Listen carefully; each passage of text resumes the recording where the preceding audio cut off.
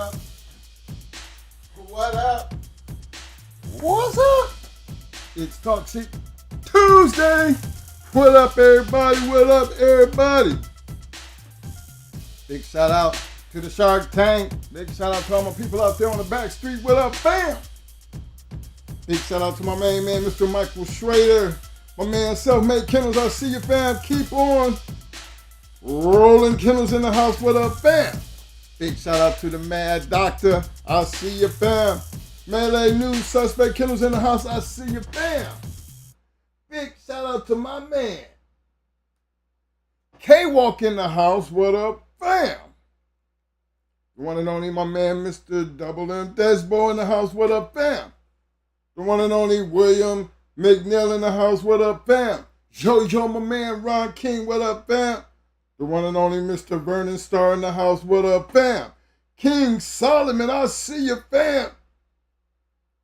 And big shout out to my man Bulldog Jones in the house representing. I see you, fam. Welcome to the Shark Tank. Big shout out to FO4K 1927 in the house. What up, fam? Big shout out to all my people on the back street. Again, big shout out to everybody in the Shark Tank. And again, you know what's up. It's Talk Shit Tuesday. Before we get started tonight, fellas, you know, y'all know what we did. We matched dogs. And I just want to get this point good, you know, just get this point across.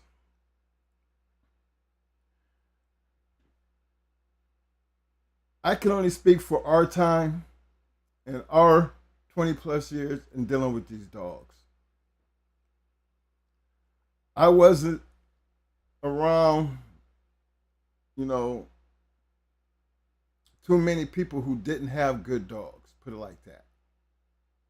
You know, coming from Akron, you know, we had our little neighborhood squabbles and stuff as far as, you know, everybody wanted to have a bulldog. But, you know, that was the neighborhood, you know, neighborhood shit. But then when you had, you know, people like Catfish and Johnny Hat, Ohio Cash, BLB. I mean, it was so many in that city that, you know, we tested our good shit, you know, on each other. Maybe that's why we were all so good, because we took good shit into good shit, and only the good shit made it. Remember, we took Lil Mayday into Charlie, and Lil Mayday, I think, was 16 months old when he went to Charlie. Now, Charlie was a champion. Charlie, full-time winner. That was the dog that was going to go into Tyrone before Tyrone's mishap. But these are the kind of matchups that we was looking at and we were doing to determine what we were going to be using off our yards. This is how we were matching these dogs up. So yeah, we could be like, yeah, you know, I seen Little Mayday going into Charlie. We already know what Charlie went on to be. And again, that's why, you know, Little Mayday, he got stolen, you know, but he was a hell of a goddamn dog. So for us, it wasn't never really like off the chain. We didn't do, never really seen too much off. Well, I didn't see no off the chain situations kind of coming up out of Akron, because we still had Cleveland to deal with. So we were still, you know, you would take on what was in your area, then you took off the Cleveland to really test your shit. So everybody was really into testing their shit, and not just testing your shit on just average shit. And another thing we used to do, we knew the difference in when we was doing our schooling thing. You know, most of the schooling everybody basically did, they did on their own yards. So when you went out to check your shit, you knew we gonna do this, we checking shit. that's the day they either gonna make it or they're not gonna make it. So there's a difference between the schooling and us determining what made the team and what didn't make the team. If we couldn't make the team during the schooling process, there was no need to get out there and test your shit into top competition just to check your shit if we couldn't even make it through the schooling process. And we schooled and we called hard on our own yard. So there was two different ways of making that determination what we felt was good and wasn't good enough. So as we, I hear people talk about they called hard, but calling and checking to see what actually makes a team is two different things. And we didn't look at those tests as off the chain type situations. And most of the time, we was testing each other, because you always want to see what your dog look like down. And sometimes you're not gonna see that in 30 minutes. But this is testing. So if both parties agree, it's a good squabble, but we're gonna be here for a second just to see, we're gonna push this hour mark just to see, how it's gonna go down. Somebody gonna go down and somebody gonna, be up, and you wanted to be on both ends. So sometimes we couldn't see what we wanted to see in that time period against other people for ourselves, that we would have to go get, stop at 30 and go bring something else in, something a little bigger, because I want to see this dog down. You're already tired, go get something else, grab something else and put it on it, because we want to see what is going to happen, when you're down. Can you keep up the same pace when you're down? That's testing, fellas. For us, that's not calling. That's us testing. Because in our calling process, we build up to a certain level. We build them up to be able to take on this test period that's coming. And we have goals, something that we're looking for when we were testing in them time periods. We weren't just going to go see Joe down the street who had a bulldog. We went to somebody who we knew they had the right shit, or they had something that they wanted to test. And 2-3 pounds, it didn't matter. Because if we were down 2-3 pounds, we felt that made it even better, because what we're trying to do is see our dog go down. Remember, we ain't, most of the time, well, all the time, we took, hot shit. Our mentality never had us going over 30 minutes. So, if we testing something, we coming in wrecking some shit. So we need to be testing this dog on some shit that can take this beating, at least last 30 minutes of taking this ass whooping. And if we couldn't get it then, we needed to go get something else. Bring something bigger. Because we was doing all of this for a purpose. Because in our way of thinking is, we never wanted to be surprised. When I say surprised, we never wanted to all of a sudden see this hot motherfucker, hotter than a firecracker, and then all of a sudden, for the first time, we see this dog down. Don't know how it's going to do or what it's going to do when it go down. So we never ever took a chance on waiting till we got to the box to see that. That's what our testing situation was. We called hard, but we tested. And I don't call that our test was hard. I just call it this was day of reckoning. This told you if you made the team, what your purpose on the team was, and if you were worthy of getting out there, you know, in the fast lane and putting your abilities to work. And I owe a lot of our success was based on that. A lot of our proteges, they understood that clearly because most of the time they was there when we were doing the testing. And they always, you know, we always push that issue. You know, we have to see this dog down. We have to see this dog down. You know, and sometimes that led to, you know, some like Brat getting her leg broke. You know, we had some pretty hard tests.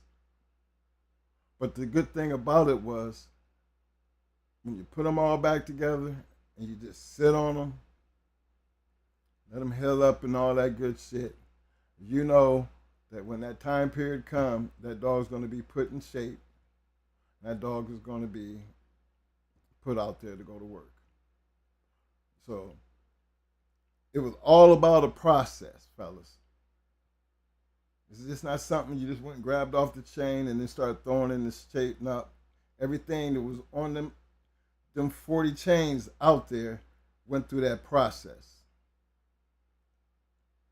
You know, maybe if we had a smaller yard, you know, sometimes when you think back on that, we was trying to go through everything on the yard.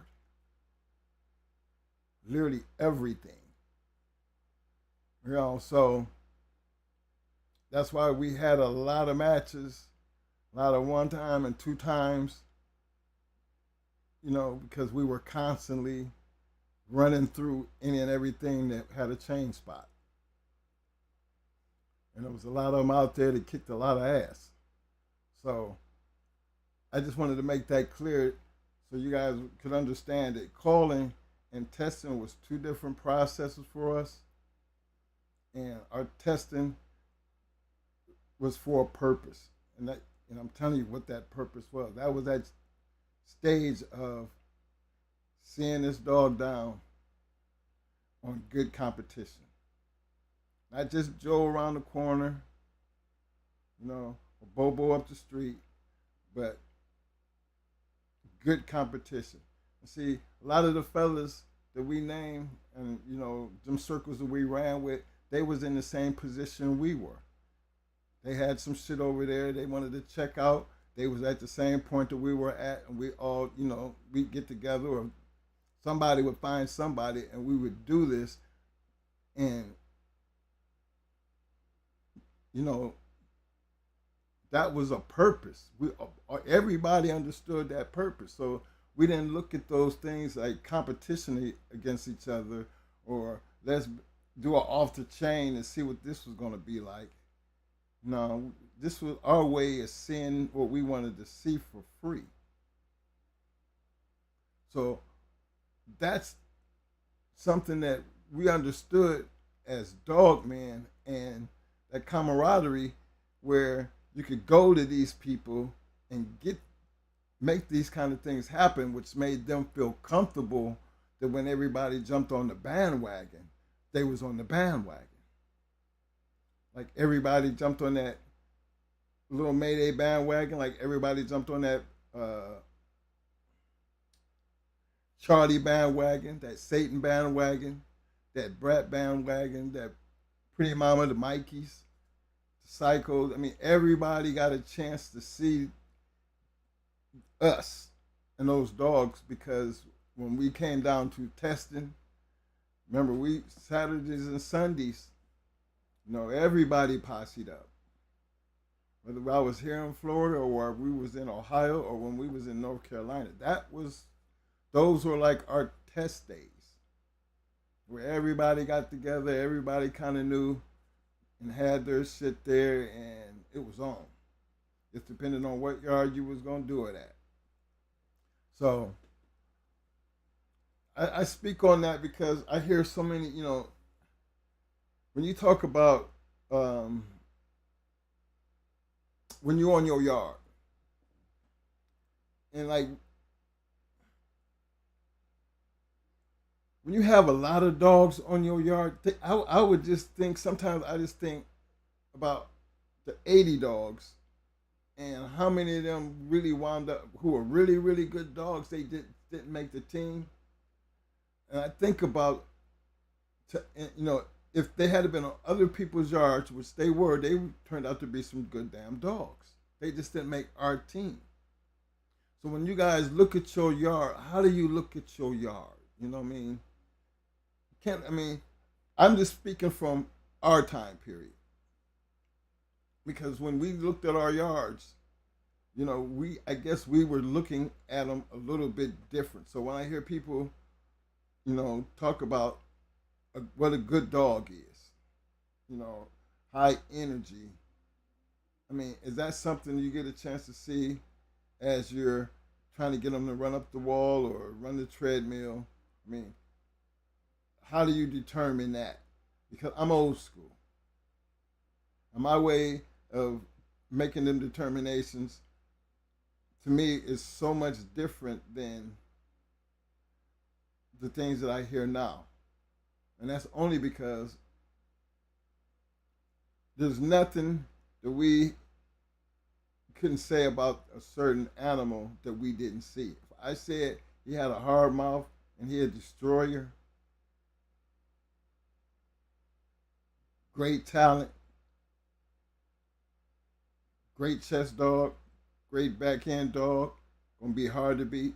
I'm not saying that because of him sitting on the chain and me just looking. I'm being able to say that not just because he made it through his schooling and his calling process. I'm saying that because this dog is being battle tested. And that test will be shown when I drop his ass in that box. Because he is worthy, and he has, or she has got to the point that they're worthy of that look. So that's that one thing that when you take away that part of the game, how are these judgments being made as far as what's good? And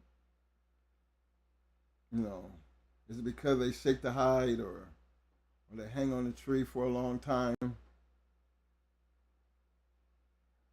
Me personally, I think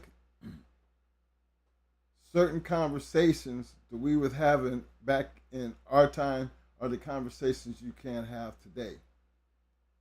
So you can't really talk about how game a dog is because you really don't know how game a dog is. You can't really talk about a dog's, you know, style, because unless you are actually doing it, why, you know,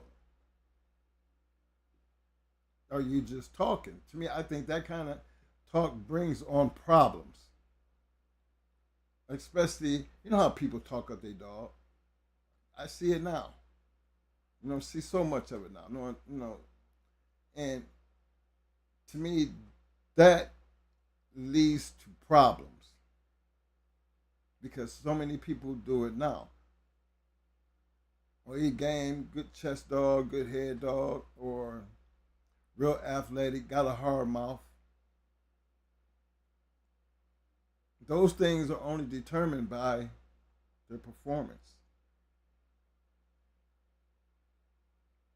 Only way I can think you can ever find out a dog is game is he's been put in that position to show his gameness. And I know what it takes for a dog to be put in a situation to determine their gameness. You know what I'm saying? So we talk about our past, and that's again, this it's our past. But I also pay attention and try to understand the conversations of the now. Because what you do today can't be for the same reasons that we were doing yesterday in the past. It just seems almost impossibly crazy because of the time. See, we didn't have to worry about the social media and people, you know, posting shit on the social. I mean, come on now. Think about what was around back in that time period. All we might have had was the journal. That's it. The journal was protected by law because it was just that. First Amendment covered the journal. But Facebook, YouTube, have y'all noticed that they are not covered by the First Amendment law? You can get up here and do all kinds of crazy shit. Say all types of crazy shit. And the minute they catch you or think that you're doing something or you was doing something, they can take these videos or those posts and use it against you in a court of law. And that is a whole lot different than the journal. Something that was protected by law. You know what I mean? Y'all got to understand where I'm coming from when I say this. Because when we sit here and we talk about what we talk about and boldly talk about what we've talked about, because everything that we're talking about over here is in our past, well over 20 plus years ago. So we can talk about it. Remember, they make movies about these type of things. They do documentaries on these type of activities, drugs and gangs and all types of shit. But in today's time, because of social media, they can use that information against you in the court of law. So when you're talking about how game a dog is, they fighting style and their ability, they can take that information, man, and if it don't do nothing else but just go, let's go check.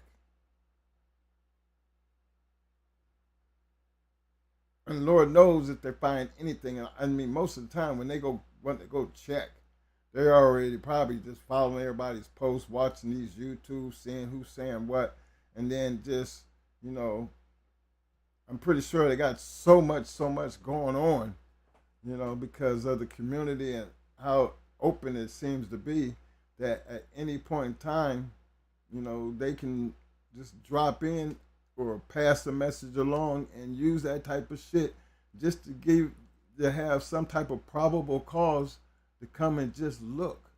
You know, always do that test run. You know, we call it that false tag. You know,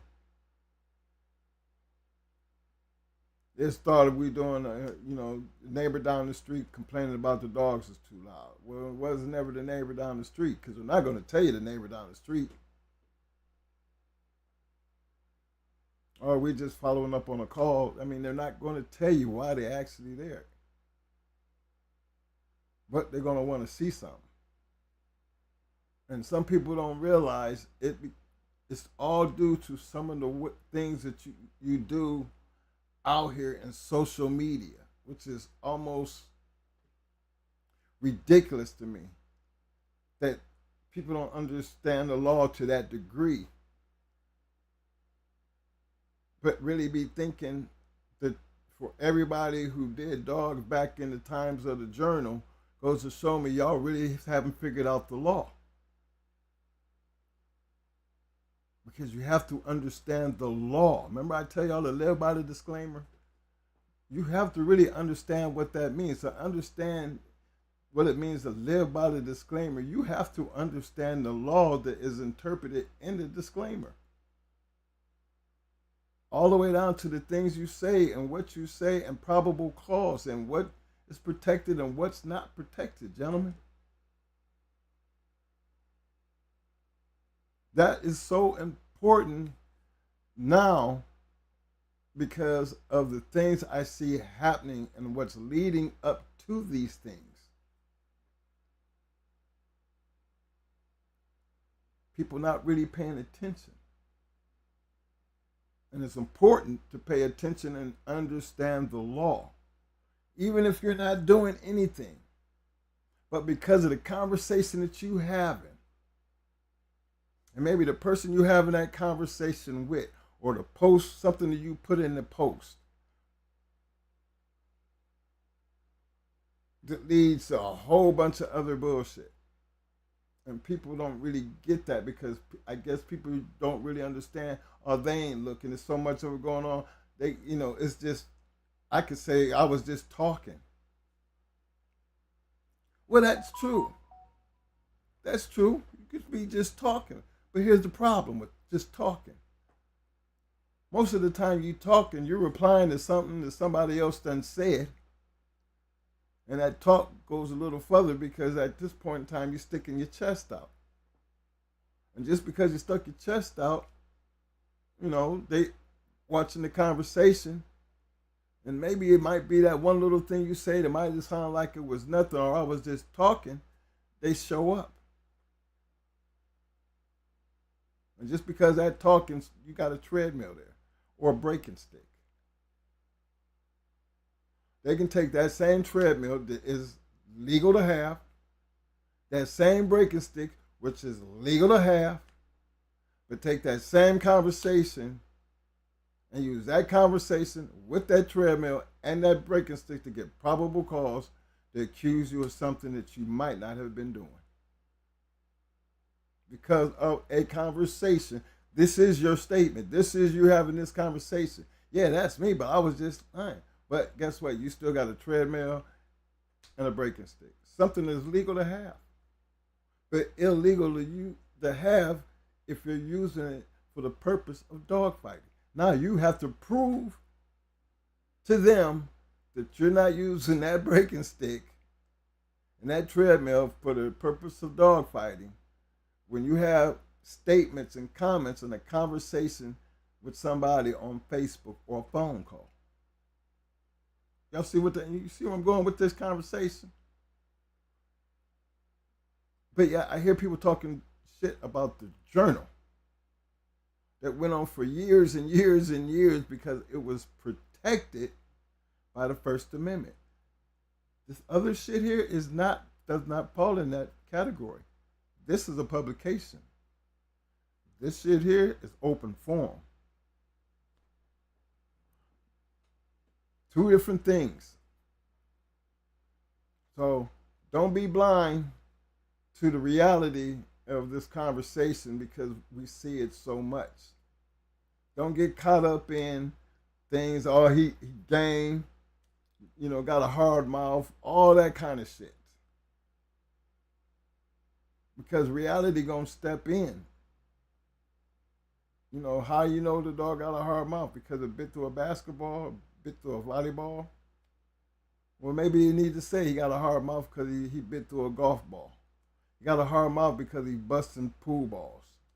I mean, it's always easier to say that than to make the interpretation that you're going to have to try to justify based off a conversation. And this is how petty things have gotten. And it actually leads to, the exploitation of the dogs in the wrong light. That's what I'm saying. Because they know just as much as I know, there's no way in the hell that you're going to test a dog's game unless you're fighting that dog. They know that. I mean, they know more about this game than y'all think they know. They know all the lingo, the slang. They know everything. I don't put it by them. Remember, we've been part of this whole situation. We know what they do. We know how they do it. We know how they try to use it against you. We know the crookedness and how they do it. But you can't make their job easy by doing the things that are totally against the rules. Totally against the rules. Because you're not living by the disclaimer. You're not. You don't have them cameras on. You're not having the conversation. You're not talking about other people and what other people are doing. All those things are totally against the disclaimer. We can talk about it. We can openly talk about it because it is a fact. Just like the journal. We don't know what was in the journal was true, when, what, where, and who. Everything in it could have been a lie because it was a publication. They couldn't take everybody who subscribed to the journal, and that's why I'm telling y'all, I never known anybody, including ourselves, that ever went to jail based on that journal. And I know, regardless of how many people was in it, remember we're in it a lot. And I'm not just pulling y'all leg. If anybody knows, we're in the journal a lot. But it was just a publication.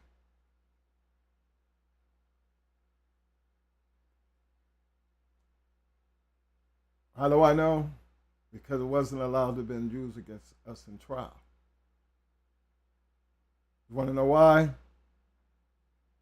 Because of the First Amendment. They don't have anybody who can stand there and say on this time, on that day, that that's them. They didn't have none of that. So if you don't have that, and try to tie that conversation, you know what I'm saying, on that day and that time and on all of them, I mean, look how that works. But now, see, this is what they're doing now. Now they're just sitting back letting social media do its job and then take you right to their front door. Right through the front door. And you just don't know how small a conversation needs to be to turn into something big.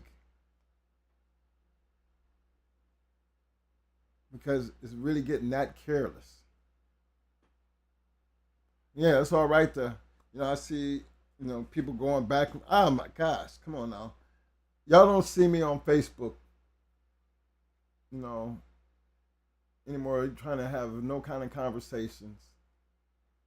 Maybe because of time.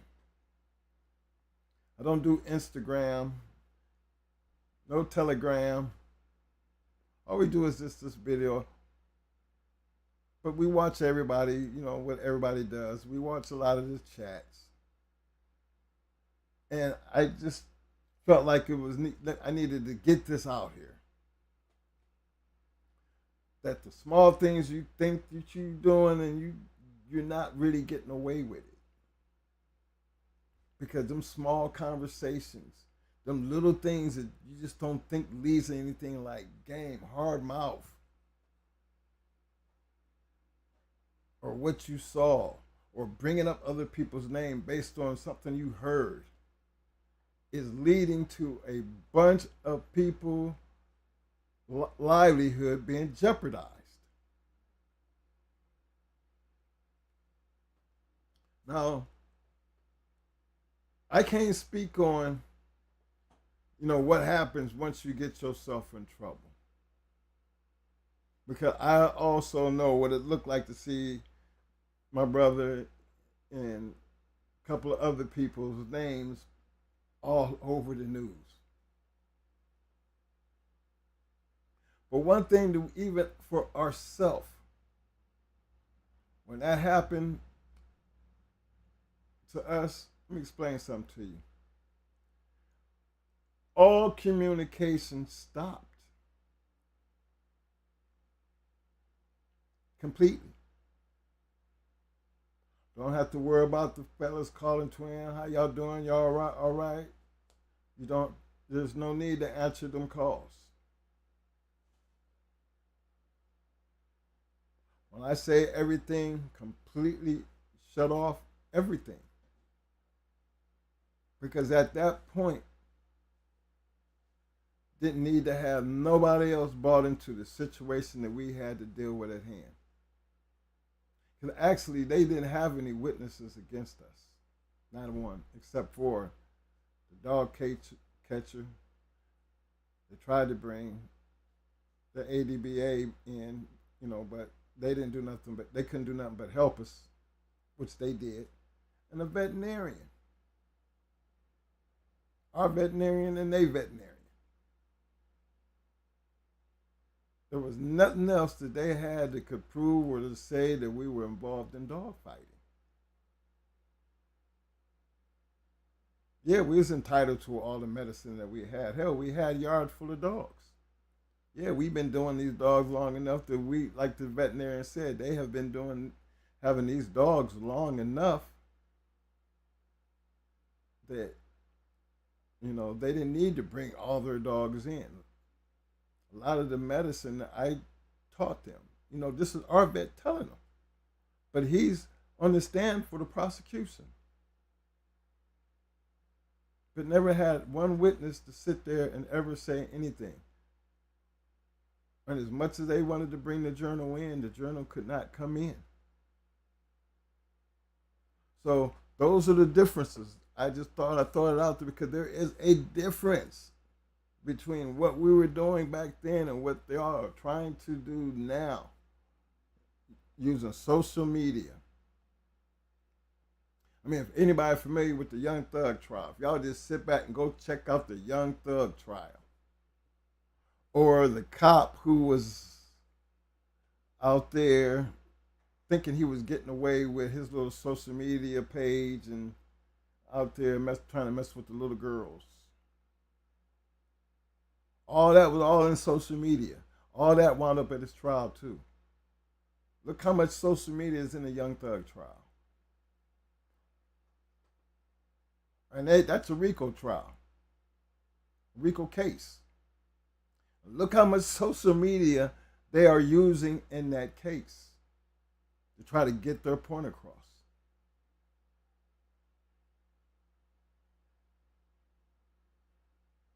That's my evidence right there. If you just look what they're using now. But remember what I said. I don't know anybody who ever got busted because of the journal, or the journal was ever used against them in a trial. I don't know anybody now. Somebody else might know out there, but I know in our trial, in our situation, the judge stopped that due to the argument. It is a publication that falls under the First Amendment, free speech. And it was never used. Regardless of how many times we was in it. Told them don't even bring that up unless you have unless you have anybody or anything other than just that publication. Those who don't know, remember it's an open. I mean, you could actually go out and pull a paperwork upon the case. I mean, I don't know how much of it you can actually pull up on these things, but I pretty much got all the damn paperwork, even the arguments when they were trying to argue to try to get it in, and why it couldn't get in. So it's just not me just sitting here talking. I have paperwork to show you. This is why it couldn't get in, and it's all going to be based off the First Amendment. That shit ain't working for this social media and these text messages and these emails and these telegrams and this social media shit. It's not working. There is a difference. I mean, they try to use the social media as, free speech. But if you notice, even on social media, there's certain things you can say and certain things you cannot say. They're putting the responsibility of the things you say on the platforms, whether it be Facebook, uh, Instagram, even YouTube. There's certain things you can't say and you cannot say. So you just can't get out here and say anything. So that's not really free speech. It's not. Free speech is you can say anything you want to say, regardless of what it is. But you can't do that on these platforms. That's not covered by the First Amendment. Now you can create a movie and you can write a book and say anything you want. In the production of that movie or the publication of that book.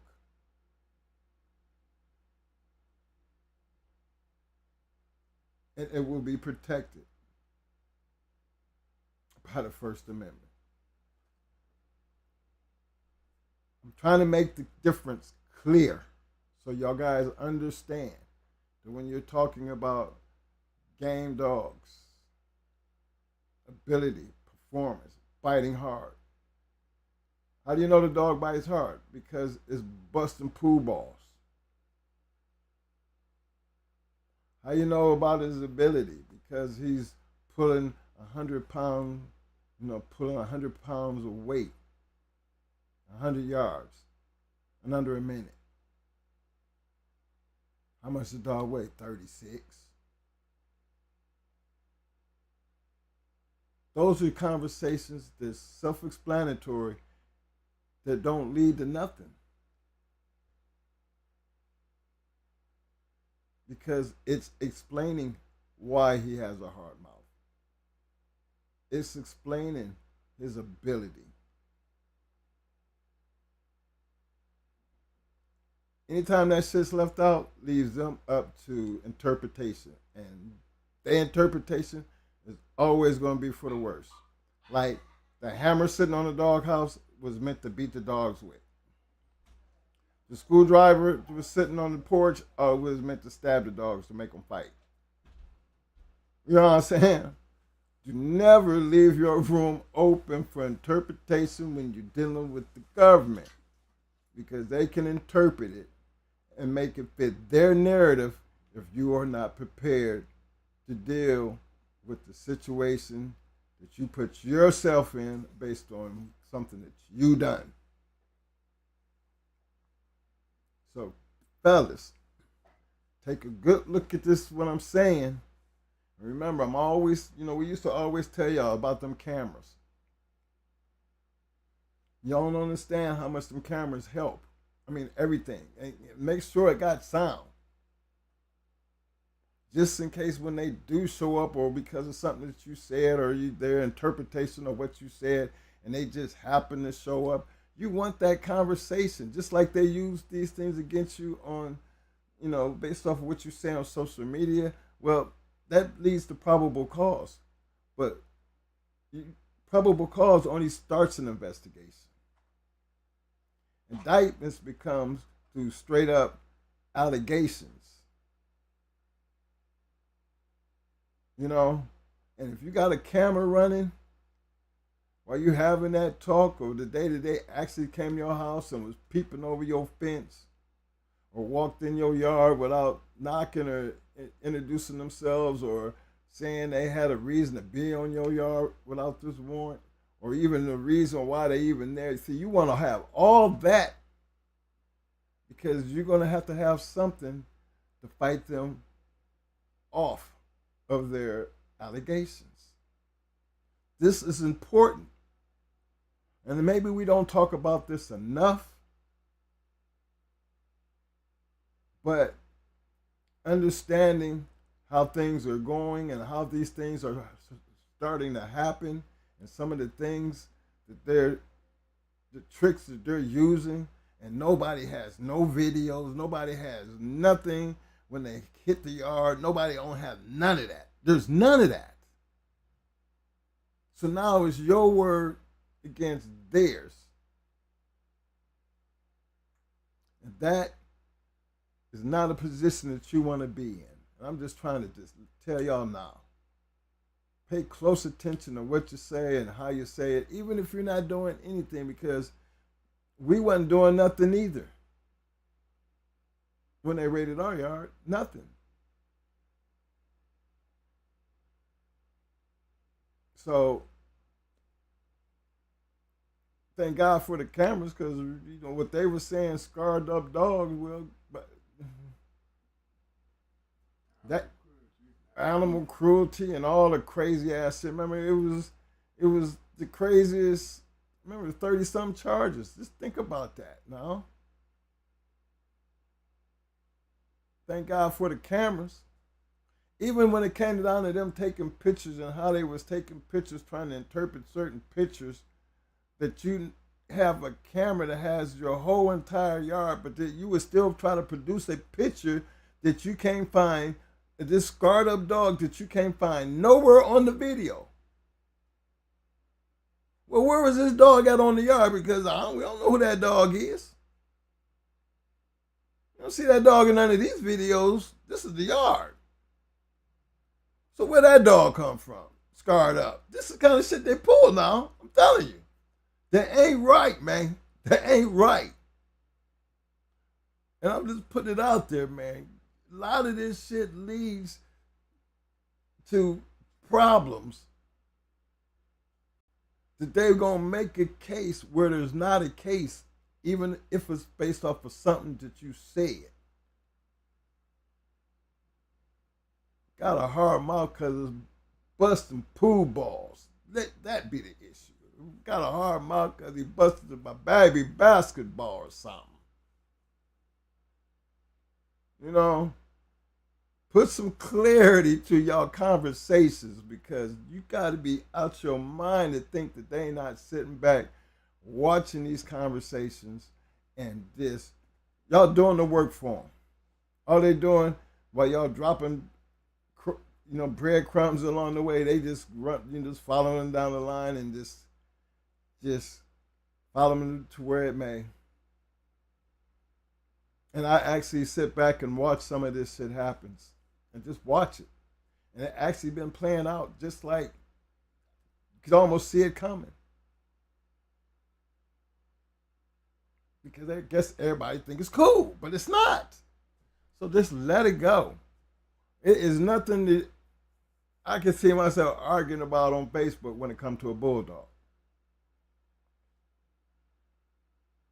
You know, now we're going to always agree to disagree when it comes to our past, because remember, we can say whatever we want about our past. And we know, regardless of what we say and how we say it, we always going to relate back to the past, because you can't change nothing back there. As long as you got receipts about what's back there, just like I'm talking about this court case, it's not me just talking. If you really, really wanted to know about the court case, you could actually go find out about the court case and go see for yourself, because this has already happened. It's out there.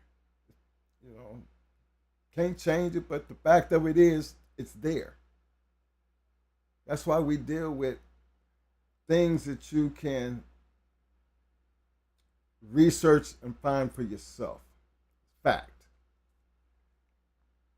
So pay attention closely to what your conversations are. Pay closely attention to how you talk in these chats, regardless of what you're talking about. I just tell people, just be careful, because we don't know everybody that we're talking to. You don't know everybody out there, and I don't know everybody who out there, damn it, watching.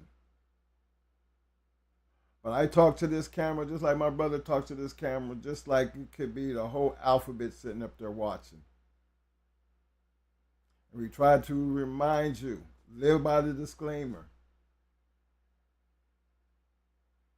Be careful of what you say and how you say it, even in this chat. Because you never know. But it's here we speak openly, because it's our past. We ain't got to sit here and try to be something that we weren't. How do you know? Because you can go back in our past and see it.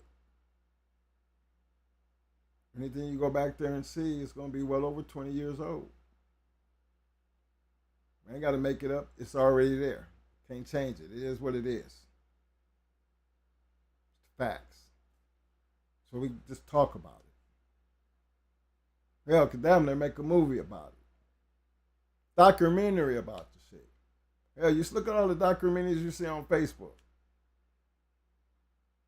I mean, as far as old interviews. And here on YouTube.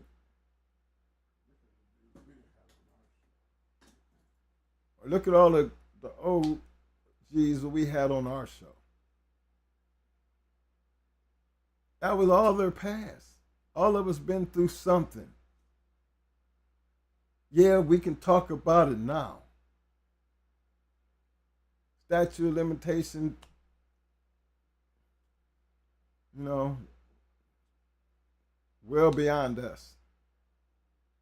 But it's not well beyond you guys. And this understand the reason why we can get up here and talk the way we want to talk, because we understand the law. And we try to get you to understand this conversation is for entertainment and knowledge only. That's it.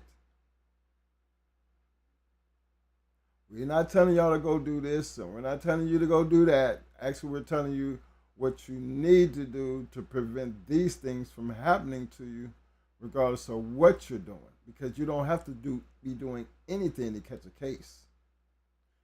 The fact that you got bulldogs is actually enough. The fact that you had a conversation about the probable cause is all that they need. So don't make it so easy. Or maybe they might be hating on me for even sitting here telling you. And then again, they might not even care. Because they know, like everybody else, they hear it, but they ain't going to do it. They're going to keep doing it. We're going to catch them, what? And then be right back out on Facebook, and you see it just going right on along, same old conversation, same old everything. But be smart. Understand what I'm trying to say here, because I can't say it any clearer than what I'm trying to tell you is be careful of how you talk and what you talk about. When I talk about calling, I'm telling you how we call dogs. When I talk about testing dogs, this is how I know what a game dog look like. This is how we know what we, what we were actually going to use in box. We can tell y'all that now. Calling dogs and schooling dogs is totally different than when we testing one. When we testing one, all balls to the wall. The first thing we're going to be seeing before that testing is even done, we're going to know what this dog look like when it comes to it being down. That's how we determine, yeah, he game enough to give him a shot. One damn thing, he took an ass whooping, he kept on coming. Okay. He a monster. We had to, had to beat him up, dog, all the way down, but he still was there. So yeah, he worth looking at. Yeah, we can talk about all that now, because again, that's just being honest. That's just us being honest. But that was back then. And we weren't the only ones probably testing like that. Might have been, everybody, hell, we had to learn it from some damn where. Probably hear a lot of other people talk about it the same way. So what? Just say we ain't doing no different than what everybody else is doing. But we're in a different time and a different part of the law. To just enjoy these conversations that we have as we share our past with you. Because one damn thing for sure, when you come dealing with these damn bulldogs, American Pit Bull Terriers, game American Pit Bull Terriers, you're never going to be able to forget the past. Just like we never could forget about it, you guys can never forget about it. But you better operate like leave the past where the past belongs. in the past. Y'all can't do that because you haven't made a future yet. I ain't seen no grand champion running up no wall. I ain't seen no grand champion running no treadmill. I ain't seen the grand champion nowhere in none of my chats where somebody's producing a grand champion of any one of those activities. Because if they were, I would promote that grand champion. Because it's doing something other than what we were doing to have grand champions. Because that's worthy of talking about. That's all I'm saying. I'm going to turn this over to Mo. Look, y'all know, conversation tonight. Southern Kennels Grand Champion Mayday versus Stone City Kennels Grand Champion YELLOWBUCK. Now, you already know how we feel about the two dogs.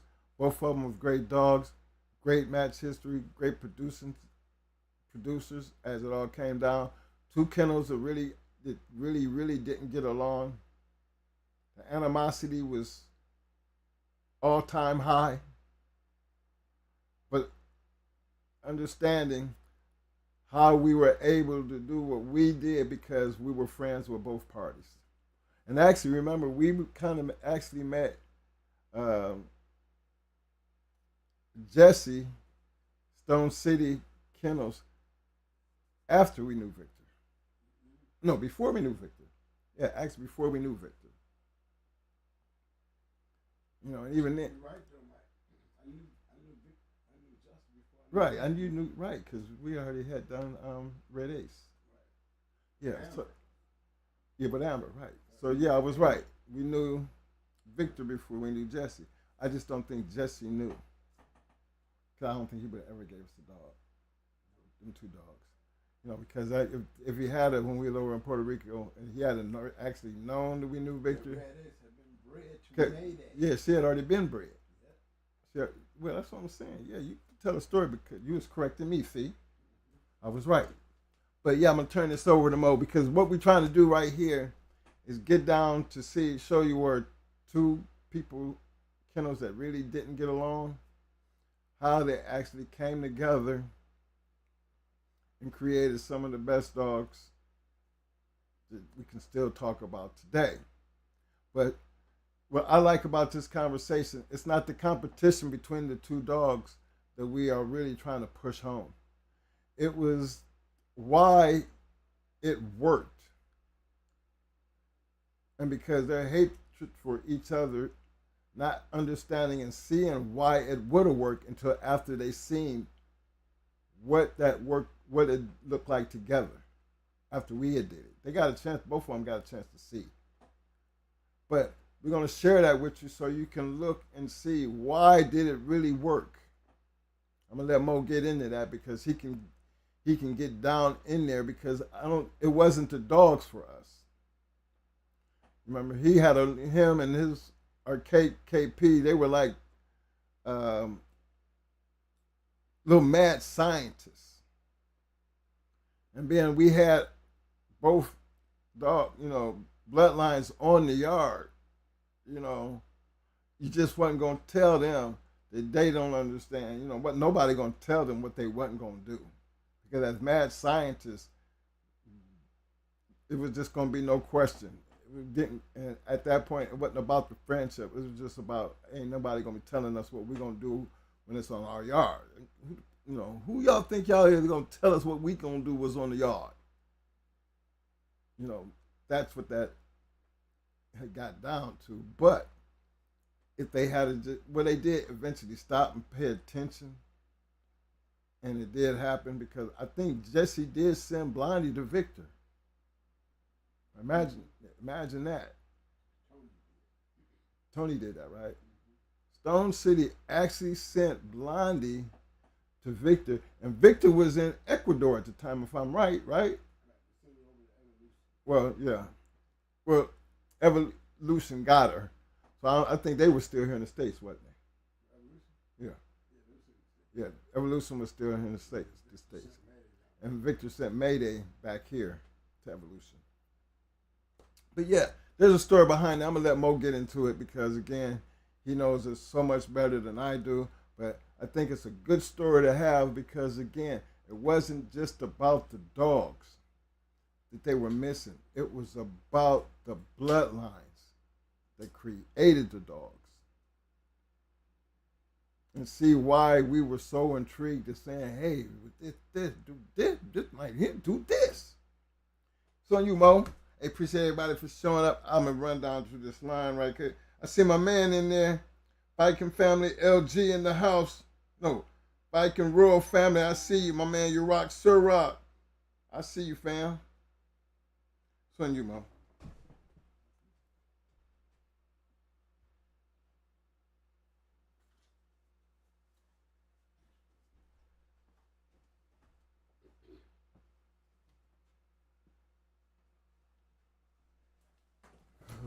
What up, everybody?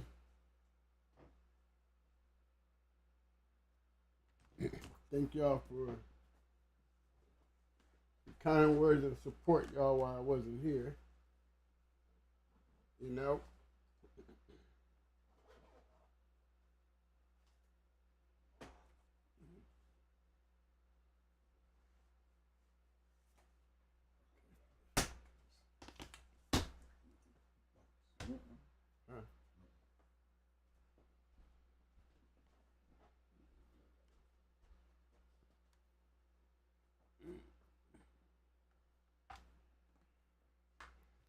Now, some of y'all might be your first time hearing these stories.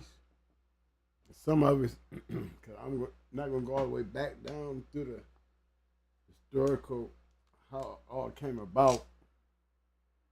I can just tell you that it all started with us, with Amber meeting Angel. Angel was the key to us meeting Victor. But during the time that we took Amber to Angel in the breeding, I was already actually talking to just Tony from Stone City. Not Jesse, Tony.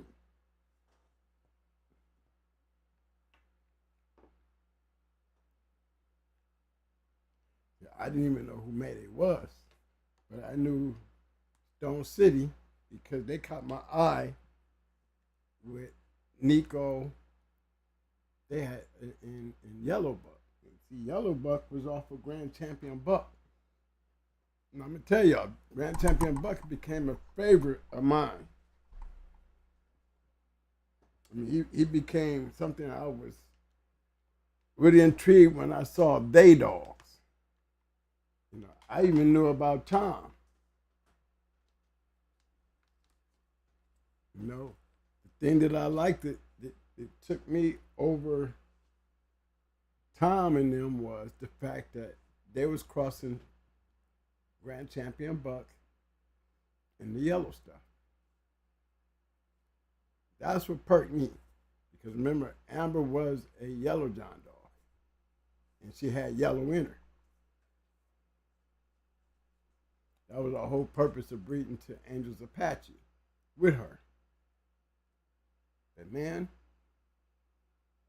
didn't never see Yellowbuck. Hadn't even been over to Puerto Rico yet. I was just talking to him. And when I saw Mayday, it kind of threw me off. You know, because now I'm looking at the Yellowbuck stuff, and then I see Mayday. The first thing came to mind, I remember I showed you on one of the shows my little yard book I used to have. Look at the date on it. Look at the date on it. Look at the things that I wrote in there. One day I'm going to take those two lines and I'm going to put them together. You know, and the whole purpose of me wanting to put them together is because what Grand Champion Buck was doing back then and the dogs that he was producing, I think the major ones and the ones that was showing up in the journal a lot was Stone City. And that's for real. Stone City was using that shit and it was working. And it was working because they was crossing it back into the yellow stuff. Yep, that's what it was, that combination. So that's why I was focused in on Stone City and would have bred Amber to Yellow Buck, Nico, or one of them dogs for sure if she had been around to do that. If Red Ace had been around to do that, I would have bred her to Yellow Buck, Nico. You know, Nico Jr. came a little later, but at the time, Nico and Yellow Buck were the dogs in the yard. Miss Piggy, Miss Nico, I seen all them when I was over there with Red Ace. So my mindset was definitely set on having something off of Stone City, knowing that I had took Red Ace and bred her to Mayday before I took her over to Puerto Rico. But if we had came in there and busted him in the head like she could have, then you would have seen me breeding Red Ace to Yellow Buck, Red Ace to Nico. And then I would have had Red Ace in Stone City, Red Ace in Mayday, and been able to put those two together and probably have something better than both of them put together. But I honestly believed with the dogs that I seen that what I seen Mayday was doing, and and then seeing what Stone City was doing with the winning they were doing with the dogs that they had. You know what I'm saying? That's why I was a little more, even though I bred the Mayday because I saw Mayday. That's just flat out. I saw Mayday twice. He a bad motherfucker. I'm breeding his ass. I get the opportunity to breed, I'm breeding. I got the opportunity to breed, so I breed. But now we're cut off of Stone City. So when I left Puerto Rico, with a Stone City dog off of Yellow Buck, he wasn't the grand champion yet. He was champion Yellow Buck and champion Miss Nico. I was real pleased with the dog that I was coming home with.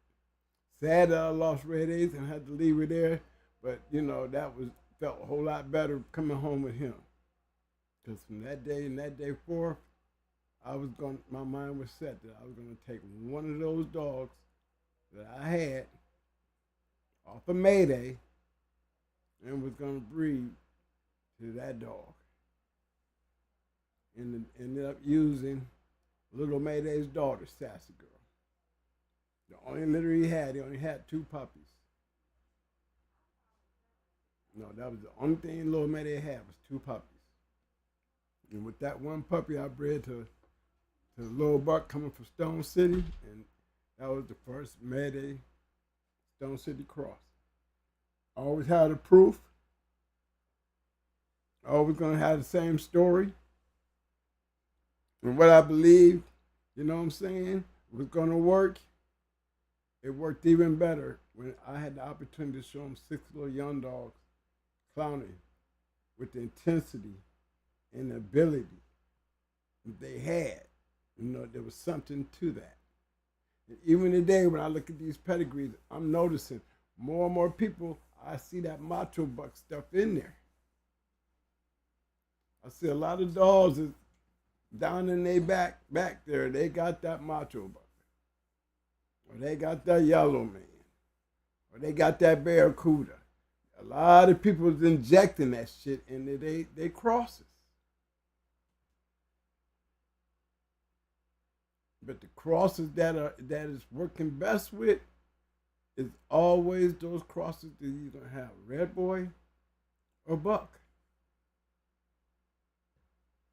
The Freedom Boys over there, Freedom Kennels, they did it a lot. They built their structure around that. I would have to say macho buck stuff, because Yellow Buck was gone. You know what I'm saying? But you still had dogs out there like Jesse James, Awesome Beast. There was 2 Awesome Beasts out there, and in the crosses that they were making back into the Mayday dogs, it was just a good line that stuck, and it just so happened to be the Macho Buck stuff. To me, the Macho Buck stuff has lasted longer than any other Mayday Stone City cross out there that I see in a lot of pedigrees. Remember, we weren't never open to the public, so I wouldn't expect our stuff to be platted all over the place because we weren't really open to the public, nor was the guys that carried our line of dogs. You know, they were matching dogs. They wasn't breeding dogs to be putting them out there. You know, but Macho Buck, he became a selling commodity. You know, so he did a lot of breeds, and a lot of guys built yards off of him. You know what I'm saying? But it's the same thing that I would have to tell y'all with Tom. You know, you might have that great dog on your yard, but just think about it. We're talking about hundreds of puppies, but we're only talking about 7 or 8 maybe great dogs. You see what I'm saying? The world is buying up Tom's yard like they was buying up Stone City, like they was buying up Mayday, like they was buying up Floyd Boudreaux. I mean, you know, Wildside. They was selling a lot of dogs. But if you was to do the percentage of, when we look at these yards and say Wildside, we can say certain dogs like Lucifer and those kind of dogs, Cowboy. But then when we say Mayday, we can say those dogs. But I can always talk about the 15 that I know before we left. But we're only talking about 15? We're only talking about 15? Out of all the damn puppies that Mayday had, we're still only talking about 15. Now, he had more dogs after that. You know, the dogs that trickled in from Ecuador that added to his legacy. But in true reality, guys, a lot of guys didn't get shit. Just because you got those great dogs in your pedigree, just because you got dogs that might be clearly right up close to that shit, you know what I'm saying? It's like you have to be almost lucky to be fortunate to be able to have a winner back then off of one of those dogs. You know, particularly Mayday. Because Luke Kane bred to a lot of people. Yeah, we got to run down with Luke Kane that he's definitely, you know, a historical legend in the dog game because of the way they bred him coming back from Yellow John all the way up to his daughter. Grand champion. You know what I'm saying? Name it on the top of my head right now. But what I'm saying is that combination worked because she made grand champion from Stone City. The very people that despise Mayday made history again with a Mayday dog. Yeah. So it's just funny how, you know, times had changed from the time that I did it and the ruckus that it caused, from the time that they seen why I did it, and then the outcome from what led up to what I did, and then the history that was made after it was done. You know? So I always say this. I was right about the combination, because I believed in the 2 dogs that was part of that combination. And if you keep remembering what I keep saying, I always went right after the top dogs. Top dogs on the registered merit list were winners. And wasn't but one dog that wasn't. Really 2, when you start throwing Frisco in there. Jeep was a champion. Grand champion Buck was a champion. Grand champion Yellow was a champion. You see what I'm saying? Then I jump over here, I got champion Honey Bunch. And then you got the number 2 bitch under Honey Bunch was Awesome Baby. Always have been. Number 2 bitch under Honey Bunch was Awesome Baby. And who was she? A daughter of Yellow. You know what I'm saying? So that was what I was riding on. And I've always written on that, even when I go to Breeding Champions. You look at Champion CD, you look at his pedigree, you know what I'm saying? You'll see, oh, okay. CD coming off with Champion Sugar. You know what I'm saying? And you're going to still see that same old combination. Because I just believe the Hollingworth stuff was never built as good as Grand Champion Buck himself. They never had a dog as bad as Grand Champion Buck himself. Outside of everything that they was trying to build, nothing came close to Grand Champion Buck. Not talking about his offspring, because when we talk about Grand Champion Buck, we can speak about his offspring. But when it comes to the actual Hollingworth dogs, they were great dogs. But the line of those Patrick dogs that really, to me, set it all off was Grand Champion Buck. And the key factor in the Grand Champion Buck what made that Hollingworth stuff go, that Patrick Tater played a major part in the Hollingworth dog. You double bred, cross on him, you're damn near repeating what made Buck. You're taking the best of what made Buck, which was the Tater dog, and you got it double bred in some of these Hollingworth dogs. That's why it worked, just like it worked when they took Buck and bred to Awesome Baby. It worked when they took Yellow and bred to that Patrick Tater shit. Dolly was a Patrick Tater dog. Lady in Red, her sister.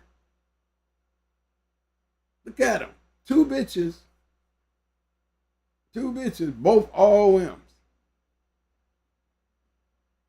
Got the same cross. It created Grand Champion Buck up in there. And if you look at it, not only did they have a fighting career, the Hollingworth dogs wasn't like no producing no killers until you start sticking Yellow to the shit. Let's keep that fact in mind. Now, when Grand Champion Buck was bred to Awesome Baby, we're taking a badass dog. We ain't taking no badass shit over here in the Hollingworth dogs that created Dolly and Polly, both all on bitches, litter mates. But if you look at how they was bred, they was all going back to that Yellow shit. That Mayday stuff. The stuff that created Mayday was crossed through the Yellow shit. Same thing with the Hollingworth shit with Polly. Took some of that shit, crossed it in there with some more of that Yellow shit, and now you got a bunch of Grand Champion Bucks and Stone City dogs looking the same way. Stone City and Mayday dogs are the same thing. They're just crossed around. But they're actually bloodline-wise, they are the same thing. Now you got two lines of dogs out here with a combination. A combination is definitely showing progress and work. I mean, in proof, in action, in stories, in history. And you put those two together, that's why you still got a lot of that macho buck in these pedigrees. That's why you still got a lot of that good old-fashioned Stone City Mayday stuff still looking around. Still looking around. And it's because them Freedom Boys got over there and the crosses that they were making and building off of what they were doing and being able to use it, trying to keep it just as fresh as what Victor was doing and on top of what Stone City was doing. They kept it correct. That's why you see a lot of them that freedom Kennels in your pedigrees. And we talking about 20-something years later. 20-something years later. You know what I'm saying? So when you're looking at lines like that and you're breaking them down, where so many of you guys are like putting papers together and doing it, I'm not really putting papers together. I'm really looking at the papers that's creating the dogs. That's what we're playing with.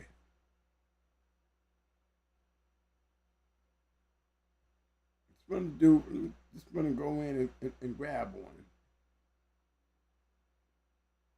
No, I got a Triple M sent me a picture today. Homer's little mate's a picture of Homer's little mate's sister. Yeah, he had a little mate's sister. And Red Boy, little mate brother, Patches. So I got some pictures and like where they was, because my man LA had Patches. And he had Homer Little Mate's sister. But he also had dogs off of Triple Outrated. But look, who was in this area where he lived in North Carolina?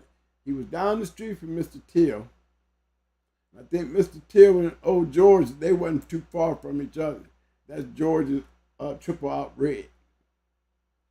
You know, some more of that good hard Red Boy shit that created the yellow shit. Or it's part of the yellow shit, to be honest. Same makeup. But yeah, he sent me some pictures of those dogs today. And it was just interesting to know that Red Boy had a little mate brother who was named Patches, and they almost looked like Whistler. He damn near looked like Whistler Jr. You know, I showed you guys a picture of it. But, you know, one of these days I'm going to get it downloaded into the computer and we're going to go take a look at it. Look at them. There's supposed to be a whole bunch more of these pictures. Because, you know, he used to have dogs right off of art. And he was using his kingfish. He used to breed kingfish dogs and art dogs. He was taking his kingfish and art. That's what he liked. You know, he liked those destroyers. And he was real picky at what he was doing.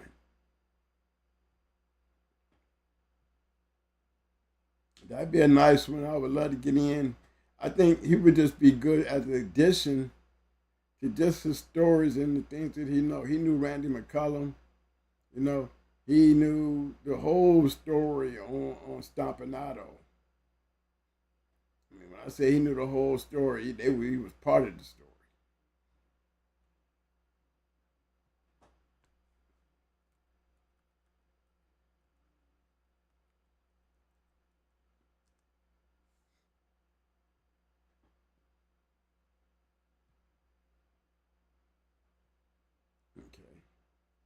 Okay. I'm going to start off in this conversation.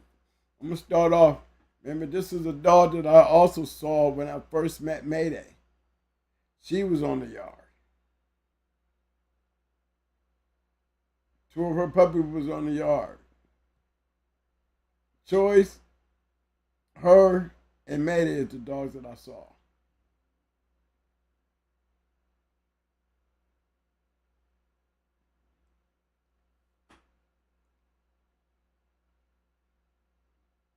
Look at her breeding.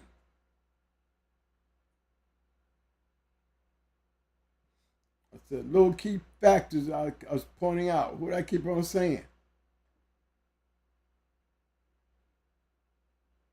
What I keep on saying?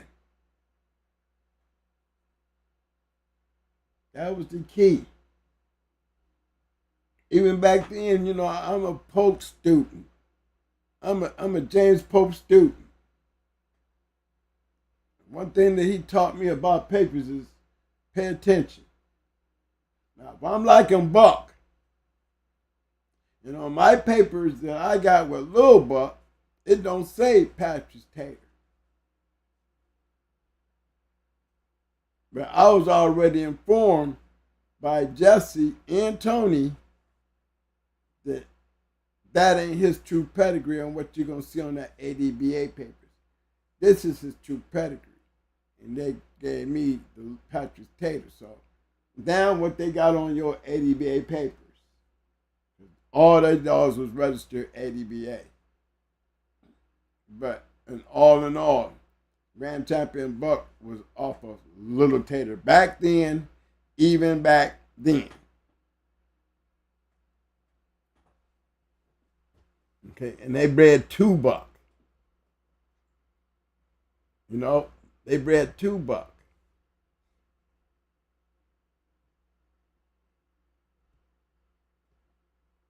Okay. Now, y'all saw that, right? Now, I can go back, and I forgot to show you, you know. Let's take a look at what she could throw. We already know about Mayday. We already know about Choice. We already know about Dragon Lady. You know, you got Dragon Man.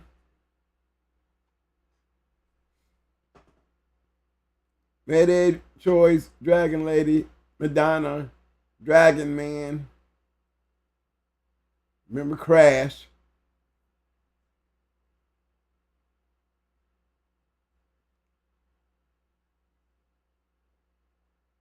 Open House with their Omega Red.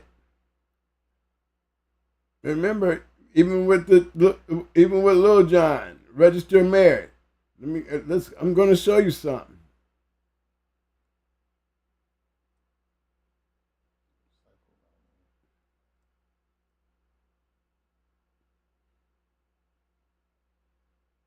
There we go, right there, off of Dolly. Going hard those Psycho. Okay, but I'm going to show y'all what I was talking about. You see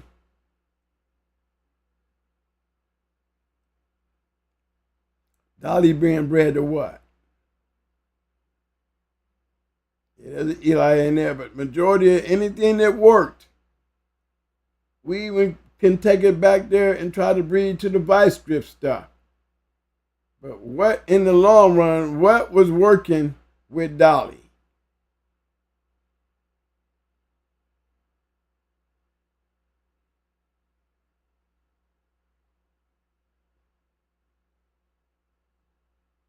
Southern Kennels Diane and Psycho were litter mates.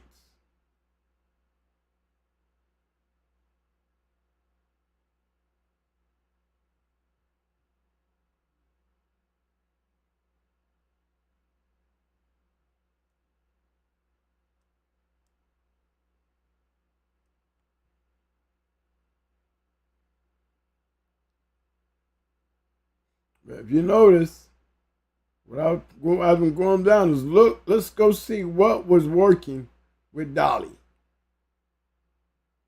Here's a producer. What works with Dolly?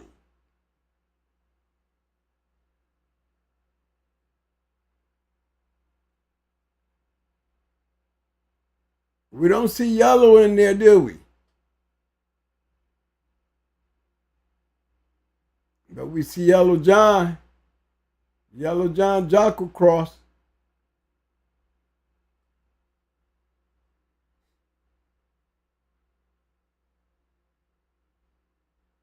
Yellow's little mate brother.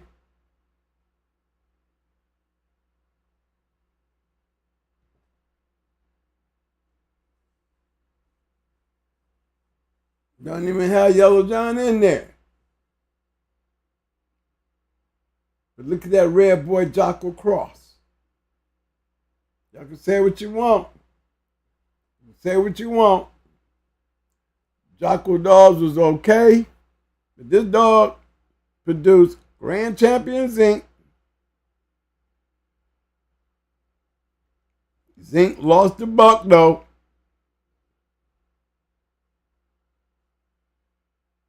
No, Zinc lost to Samson. That was Samson we saw. Zinc and Samson. All right. And then you got Champion Pistol, Lady Sassy. Huh? Yeah, Little Sassy.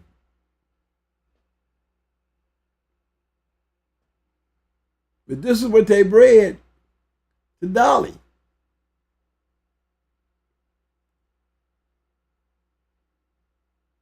And we all know Lil Jon was a good producer. Dog got 5 pages. Don't want to go down there and find them all. But you know,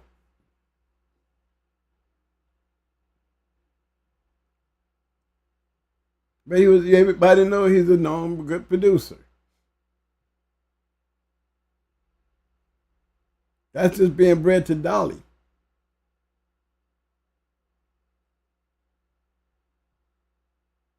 We know this. Yellow.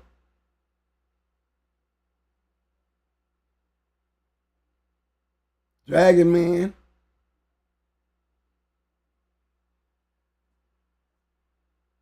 See what I'm saying? That's Lil Jon's brother.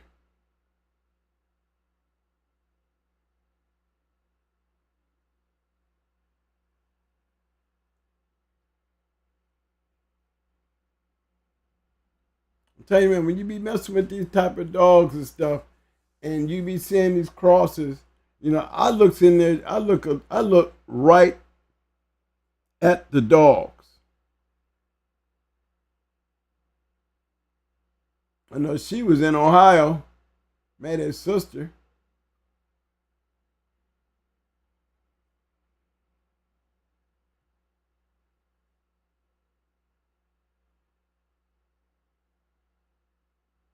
I said everything that Dolly produced, most of it was bred to a red boy dog. Didn't I say that? Little May's sister.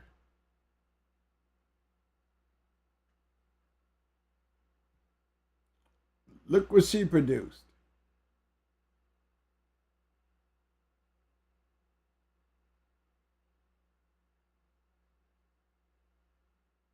Same kind of dog, but let's go check and see.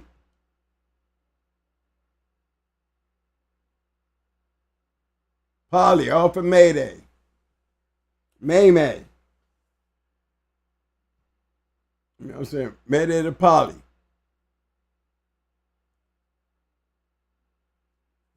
We're still looking at yellow.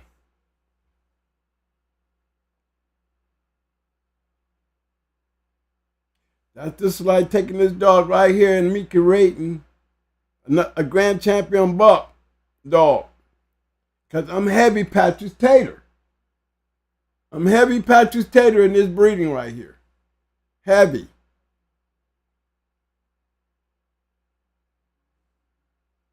That's why she was such a killer. Complete. Still got yellow in it. Let's go back. Find another one. Hunt. Grand champion. Little May brother to champion May. That's 2 puppies in 1 litter. 2 great dogs. Again. Cross with yellow. Heavy Patrick's Tater. Heavy. Buck ain't even in there, but he all up in there. Heavy.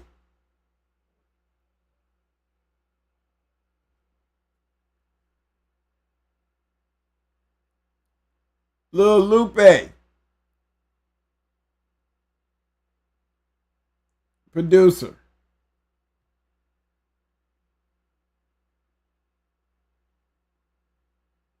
They took that stuff right there and they crossed it with G.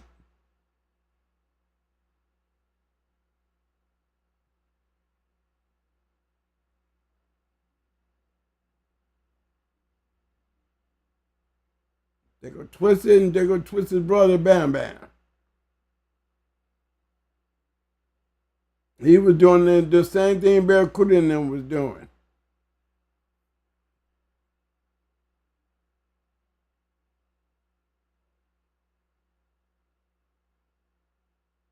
See that? Now they taking the Patrick stuff. Again, now we got Jeep, Patrick Tater, and Yellow.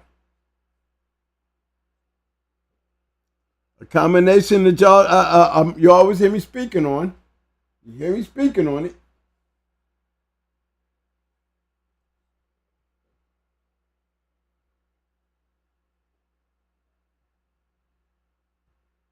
Didn't have a bunch of puppies. We got two damn good dogs out of it. Because he was a bad boy.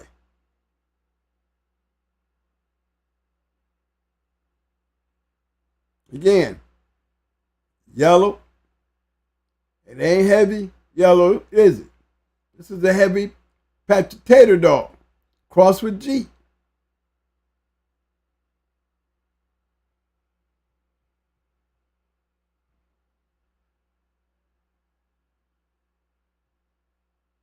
Hollisworth dogs. Still Hollisworth dogs.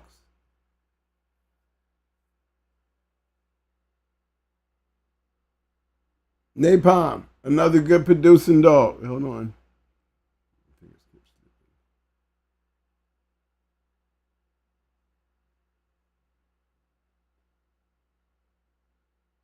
I was on potty, wasn't I? Yeah.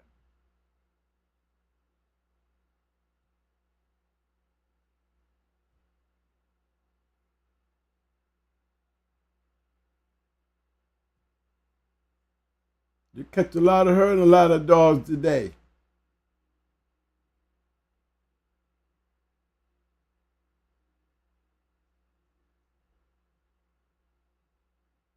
I just got done talking about him, didn't I?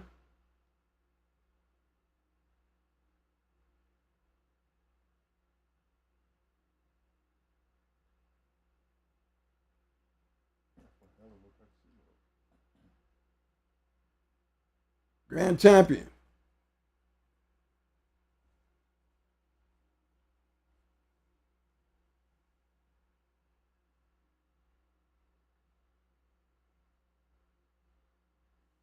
What did you see there? She can produce some good ones.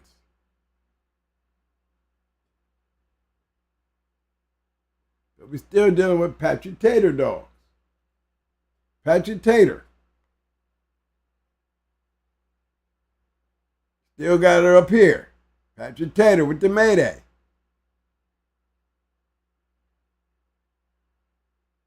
Still don't hurt to throw that little Yellow John stuff up in there. Remember we seen this back there before.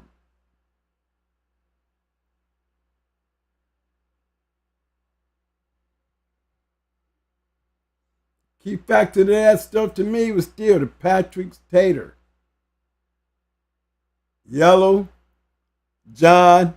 You can always keep on hearing me say Yellow John because Yellow John goes back to Red Boy. You can always keep on hearing me say Yellow John because Yellow John was the structure. He was more the structure than the Jocko Cross. Like you hear me talking about Tater, I'm going to keep on talking about Yellow John like that. He was heavy Red Boy.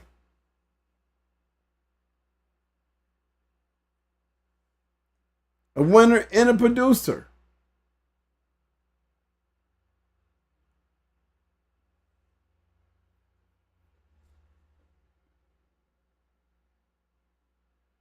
That's why you hear me pushing Yellow John, the Red Boy stuff.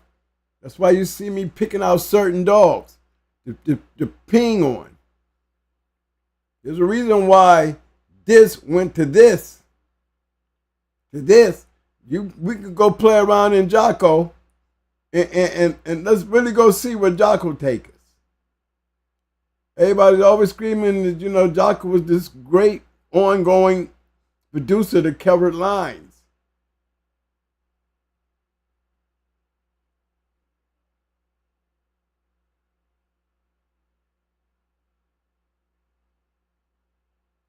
Come on.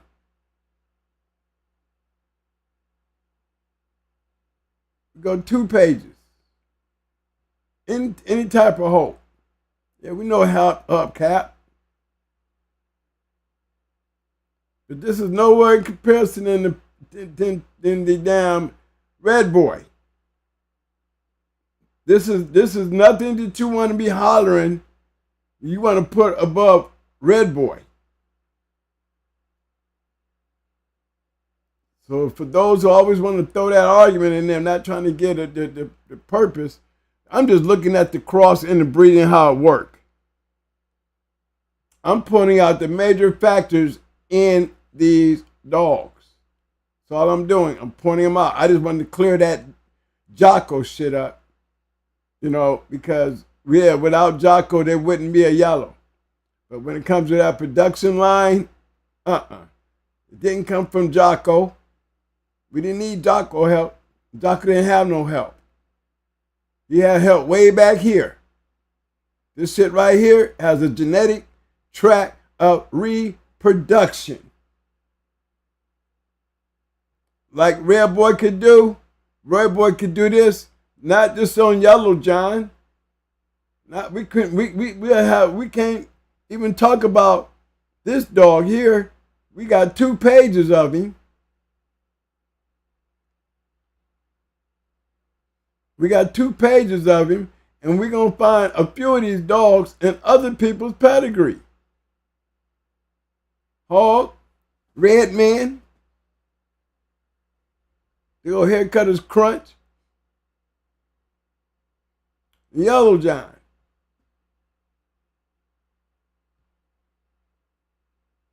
Two pages just on this dog right here.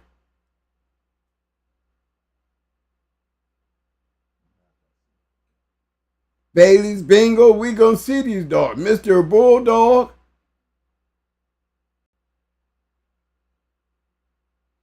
Brandy Girl. Rachel.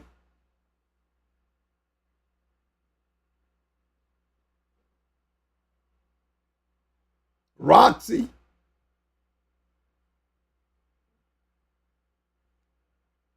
Remember, we got Red Boy going off with where is the tab shit at?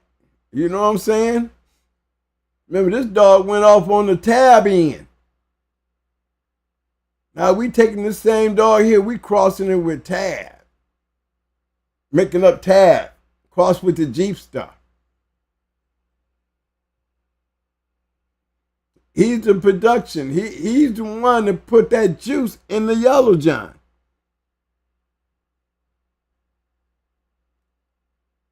So we're going to go from Red Boy, all him, to Yellow John, all him, to his son Yellow, all him, to MAYDAY, all him. I can keep on going. To Lucane, all him, Barracuda, all him. So you're going to clearly understand their production. Even when we step down in here into these dogs here, there's a backup plan in there. That Patrick Tater was the carry. That Patrick Tater is the carry. Just like we can go and pull in up there and pull up Jeep and see Jeep and all these great dogs that Jeep produced, why his numbers were so high, there was a common factor that carried Jeep. But not even Jeep with all his greatness. And he produced a lot of dogs that produced some great dogs. Got to keep in mind, we got to add that to the tab stuff. We got to add him back into his own stuff. Jeep worked cross with Buck.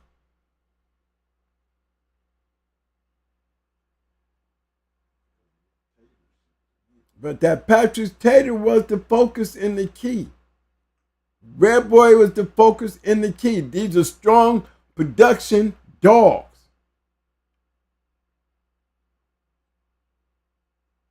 We're not just pulling up bullshit. We're showing you results of what this shit look like. Still producing another RM.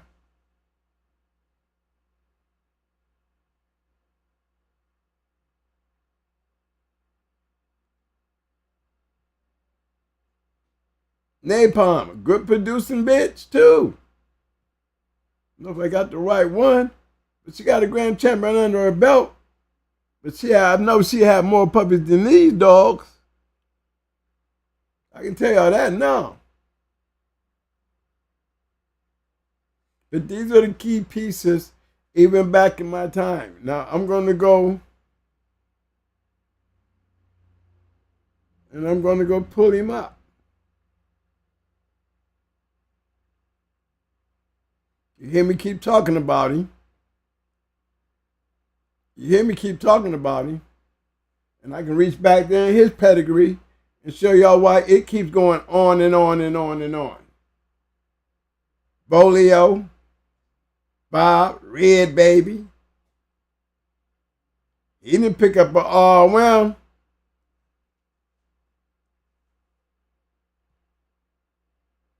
He had no siblings that picked up no all-whelms. But what he produced was major when he did this. This is what made the difference. That's what made the difference. Bolio. Look how many times you've got Bolio in there. Who's the major piece to the potato? Bolio. You see what I'm saying?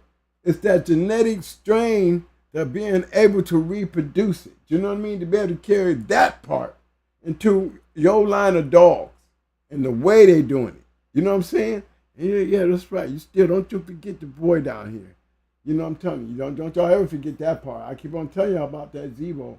And every great one of these motherfuckers, you're going to find who in there, Manny? Zebo. You okay? You got to have that Zebo. You're going to find him in there. Don't act like he ain't there, but he there. He there.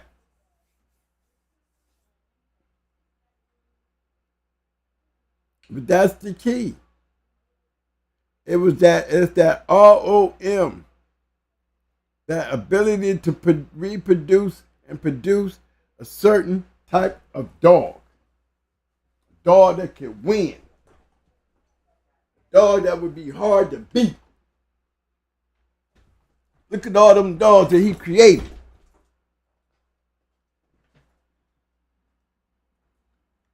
He's another yellow. Peter's another yellow, John. Indian Bolio.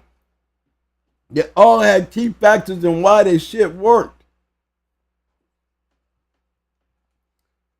And y'all know I played with the MAYDAY stuff. I showed y'all a few of the MAYDAY dogs.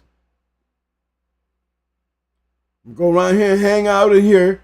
I'm going to hit Miss Leakey and them here in a minute, and Andy and them, and Turbington. I'm just going to kill y'all with this shit. You know what I'm saying? When it comes to these dogs. Remember, Buck went Boyles, he went Ratliff, he went Stone City. You know what I'm saying? He did the Jeep. He did the yellow. He did the red boy.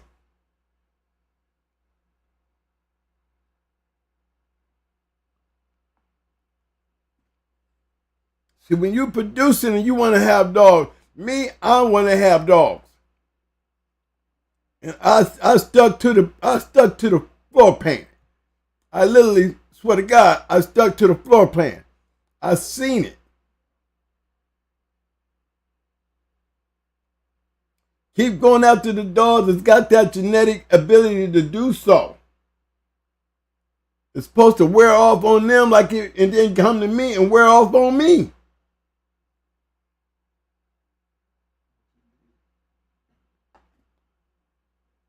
This is what I was looking at.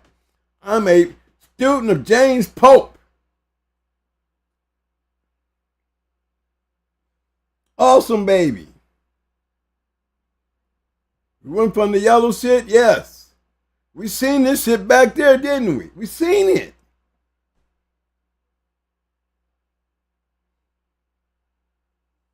Red boy dog.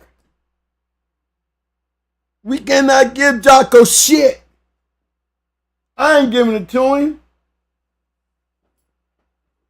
I'm following the trend. Always been the trend. Red boy. They go Grand Champion Yellow down there. Down there. Red Boy, all this back down here. Mr. Bulldog, all red man. All red boy, all red boy. Key factor, the ability to move that production gene.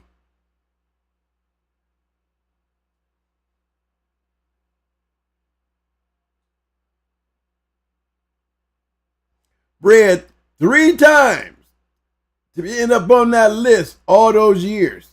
Nobody ever took her down off from under honey buns. Key factor, red boy. Say it again, red boy.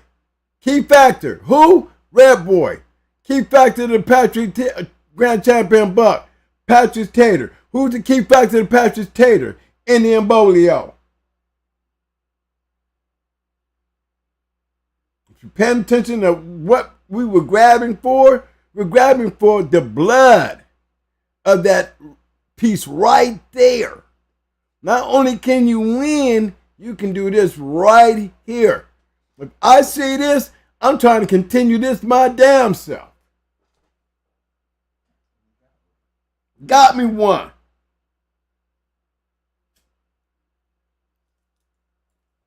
I got me one.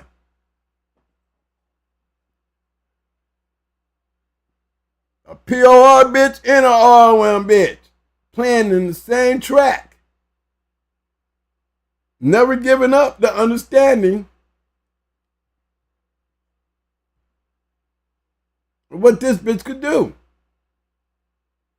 Nico. That was YELLOWBUCK, right? Okay, now look how Nico bred. They was testing the waters. Look at Jedi. Coming off a buck and sassy.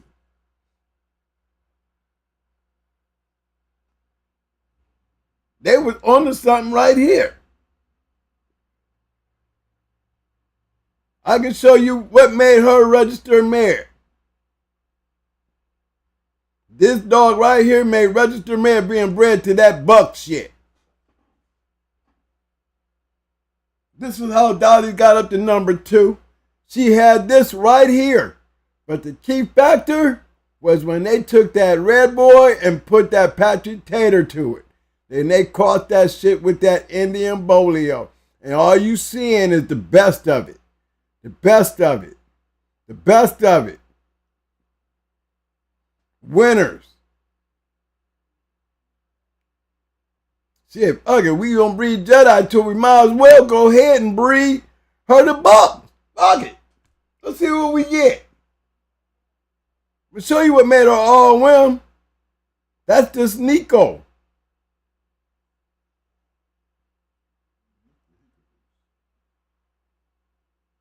Look at what he produced.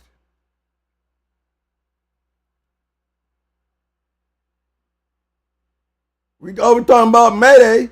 Shit, I ain't never always been a MAYDAY fan. I also been a Stone City fan. I also been a Rattlers fan. All because of him. And what produced him. And the way they produced this type of dog. They all carry one thing we know for damn sure. They can reproduce.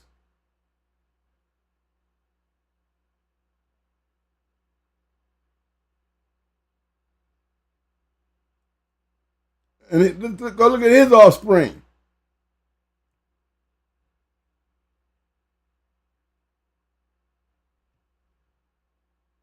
Remember what I told y'all?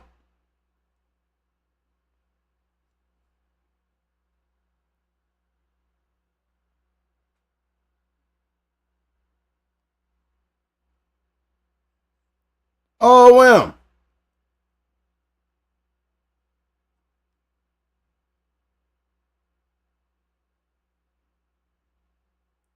Crossed it right into the Jeep shit. What do you see? That genetic makeup. Smart. That genetic makeup. You got all that production. All that production.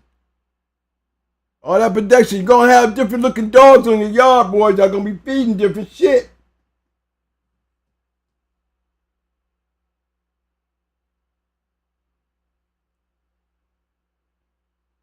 They had it down pat. Don't think they didn't know what they was doing. They knew exactly what they was doing. I was paying attention. I seen it.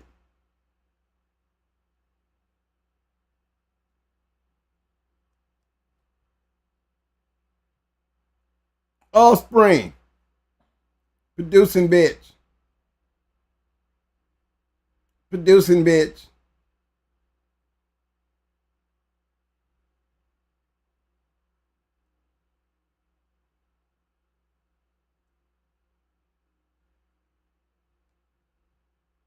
Lil Diablo, producer.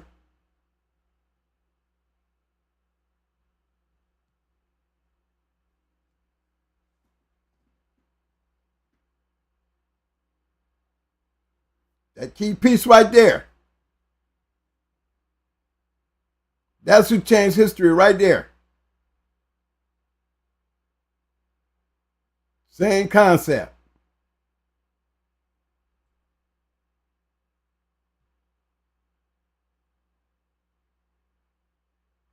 One liter. All he had. 1 liter.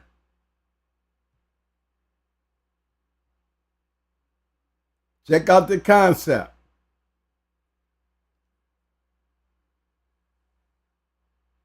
Got them all up in there. Buck, G, Yellow, Mayday, Grand Champion, Buck, Miss Nico. I did the whole piece. To me, the thing that made it all different was this bitch. Because she was carrying something that this dog threw, that he carried it. He was carrying some shit himself. He was carrying his own right. Not just the Mayday shit. He was on his own thing. These was just not Mayday dogs. These was going hard, stifle eating dogs.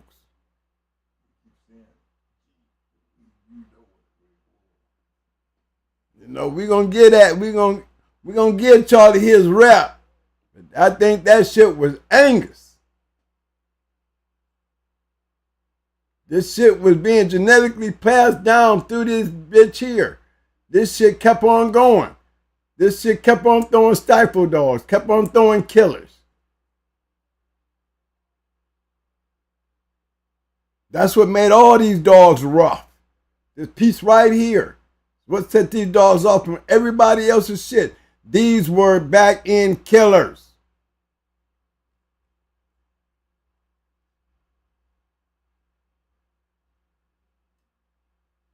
That's what the first Mayday Stone City Cross looked like.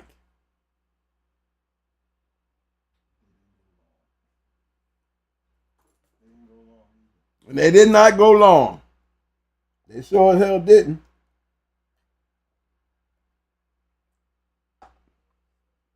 And that they made every intention to do better than what I did, because they went right to the source. They went and grabbed Mayday, and then they went right down there and grabbed Blondie. YELLOWBUCK, Little May's sister, crossed right back into some Mayday shit. Right back into Mayday. Took this shit right here and put Mayday right on top of it.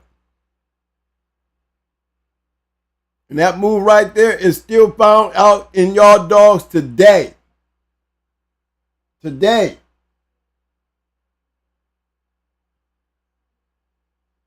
All from this breeding right here.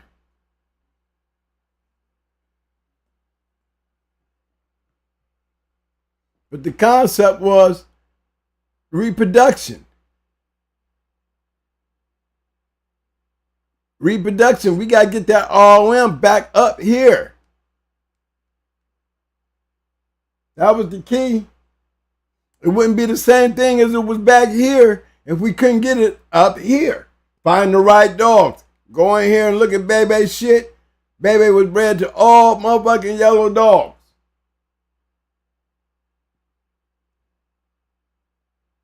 Everything that she was crossed with Mayday and with a Mayday dog. Everything.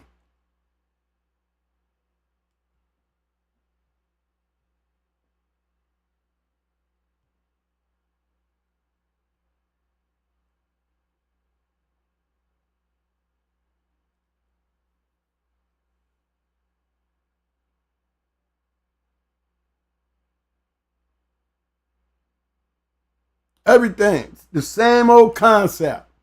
Thinking the same old way. Gotta bring, don't just bring the winners, you gotta bring this. If you want to get this, you gotta stay on track with everybody else. All I needed was one. All I needed was one. But the concept of what I'm explaining to y'all, you know, when we say Mayday versus YELLOWBUCK, to me that's like saying Tater versus Yellow John or Red Boy. Because those are the key players in all these dogs. Then when you go and grab Jeep, talking about all the three top males, literally for many, many years on the registered merit list. Jeep, Yellow, and Buck. Yellow John was in the top 10. Then Mayday came. What? Now we dealing with Mayday, and then we still dealing with some Patrick Tater and Yellow John. And Yellow. Still top of the chart dogs.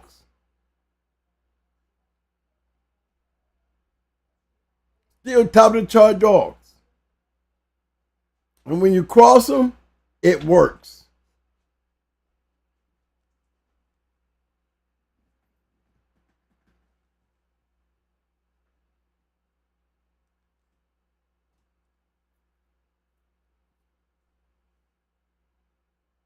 You see them all in there. They in there. Got your Yellow, you got your Patrick Tater, you got your Jeep, you got all your Red Boy, and you got your Buck.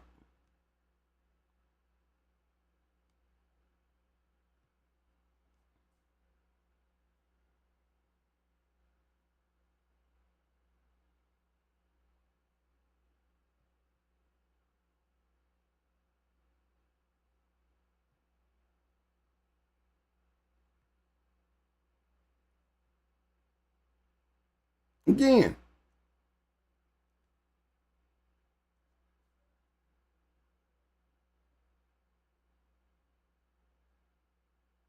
you see it working in. There go my Red Boy. There go my Jeep. And there go my Bolio.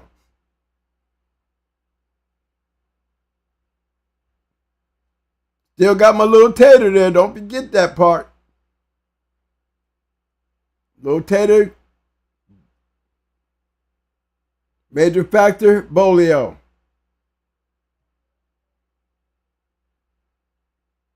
Nigga's a one-time winner. I mean, a two-time winner.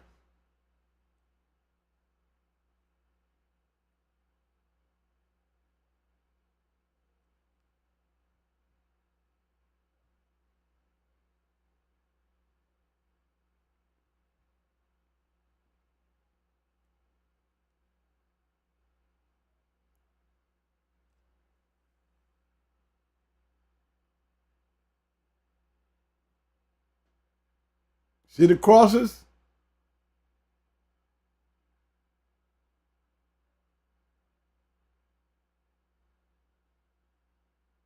And these are crosses, guys, that they started making after I made that breeding. These are the kind of crosses they was doing after I made that breeding. I know Competition Kennels. We were good friends. He was a key piece to me getting Apache.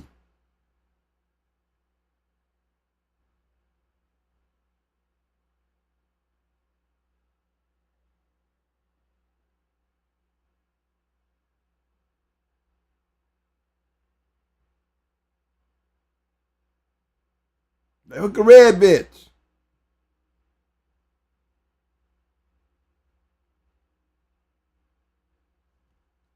He played a major part in me getting this dog right here.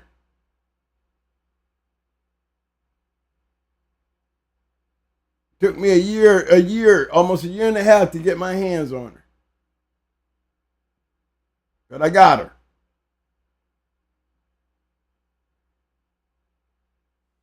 And then you see what he did. When I bred mine, he went and got that down breeding to create it. He took Ramel and bred him to that Serkel, let him mate in the second breeding, just like Lil Buck. And got that champion Ramel buck. Yeah, and we had Serkel. Y'all see me breeding Lil Buck, Buck Rogers tour. Didn't take, but I had her. But this is what we were breeding. It wasn't more about the papers. It was just the things that we were able to pick up. I knew if I can get my hands on this bitch here and cross her into Little Mayday, that I was going to have me some killer shit. I know I was going to have me a dog to produce some shit.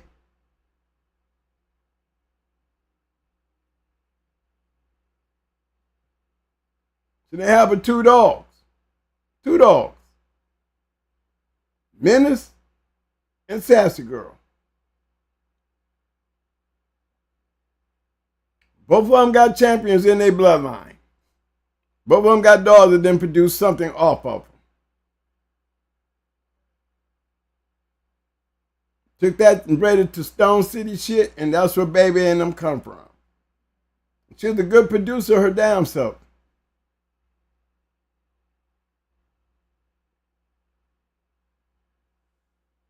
So it wasn't really just Stone City. It was the line of dogs that they were using and how they were using them. That's all I did. I started taking those dogs in my own right, getting my hands on the dogs and doing the same thing. That was just me playing in the kitchen.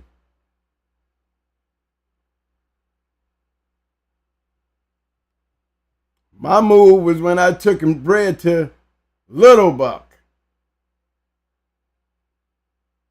She was bred to a lot of good dogs. Go down through there, you'll see. She was bred to Nico Jr. too. But this breeding here, this was the key factor.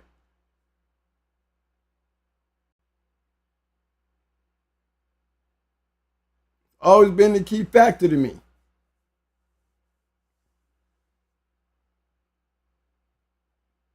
So it was never really, my thing was I knew if on the breakdown, if I could get that Patrick Tater coming out of the Mayday stuff and getting me some Grand Champion buck on top of that shit, seeing what Stone City was doing, seeing what Victor had, I started building my yard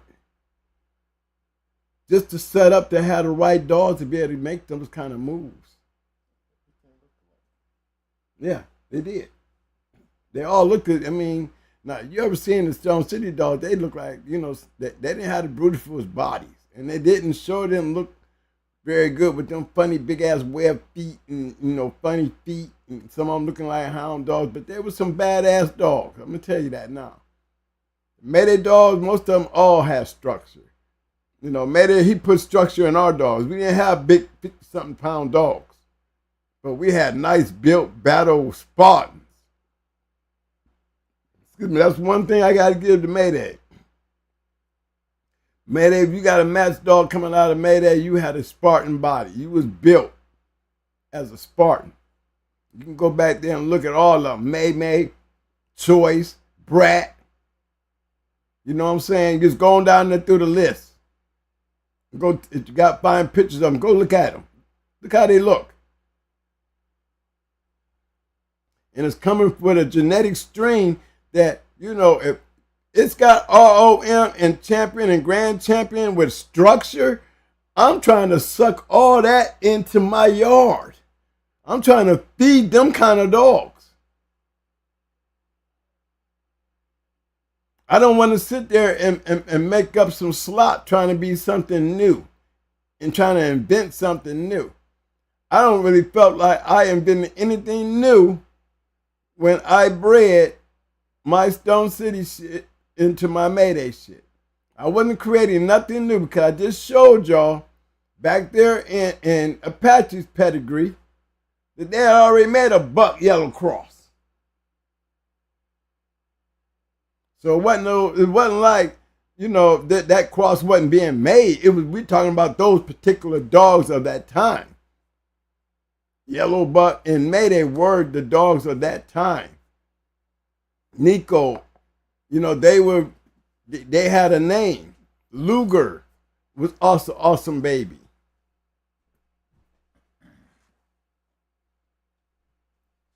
Luger was just bred. It wasn't even a.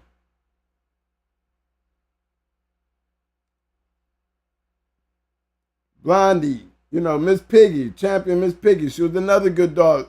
Yellow Buck, Little May's sister. I'm trying to find Luger here. Champion Luger.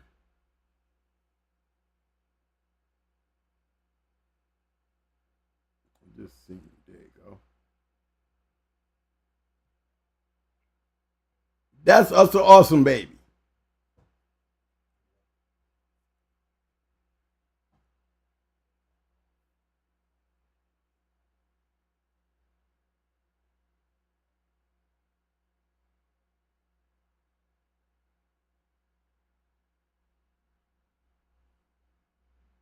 Now look how they bred that.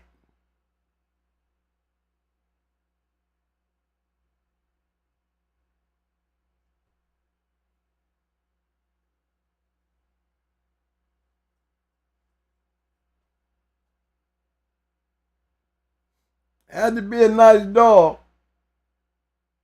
to make the breeding, but he was a good one.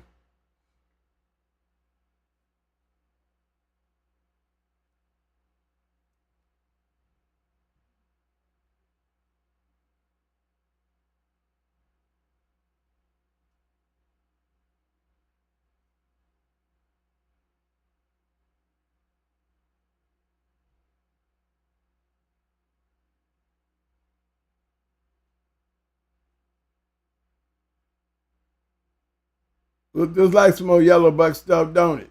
That red brindle like awesome baby. Talking about a black dog throwing that right there. A black dog.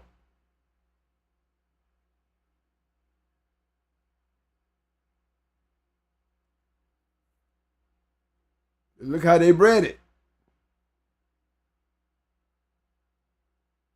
Threw it right back into that Stone City shit. Couldn't go wrong.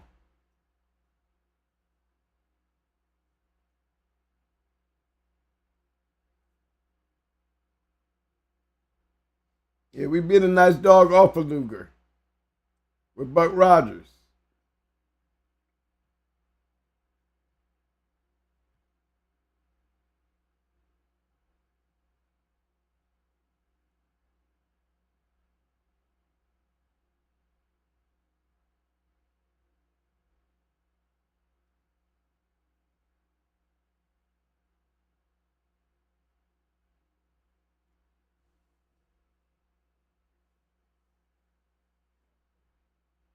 They trying anything, ain't they? Look at that shit.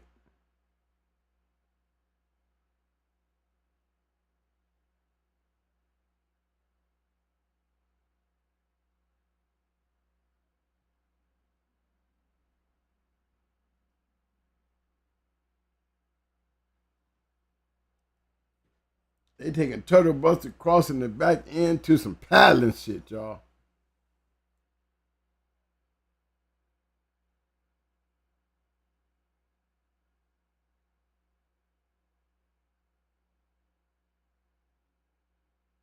See, that's for all y'all breeders that like to breed that way. Guarantee you. You didn't get much. I'm trying to tell you. I'm going to tell y'all, I like these dogs, but I'm just going to keep it real with you. Ready, he got to give it to Ready, though. Because Ready, he's supposed to do what he's supposed to do. You can't get more turtle buster than that.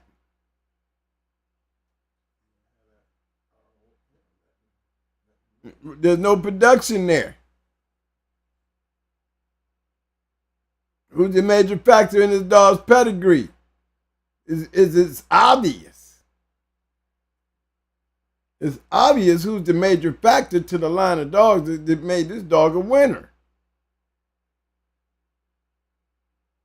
Only a winner. Okay? Only a winner. Where's the production at? That's why the Turtle Buster dogs is far from few left. But there's a reason why they ain't up there in that echelon of status of great dogs. Not knocking the Turtle Buster dog, because this is a prime example of a Turtle Buster dog. But where is the longevity in this shit? See, I'm showing y'all longevity. Now I'm just showing y'all good match dogs where there's no longevity in a Turtle Buster dog. Y'all can talk shit all y'all want. Y'all can be getting mad at me when I say that, but it's a fact. They didn't carry longevity because there wasn't much production. Turtle Buster produced his fair share, but he's not a Mayday. He's not an awesome baby. He's not a grand champion buck. He's not a Frisco. He's not a none of the above. So the way y'all talk about the Turtle Buster dogs, you know what I'm saying? Kenny Gaines was from Ohio. I ain't gonna talk about my homeboy, but hey, we knew that even back then.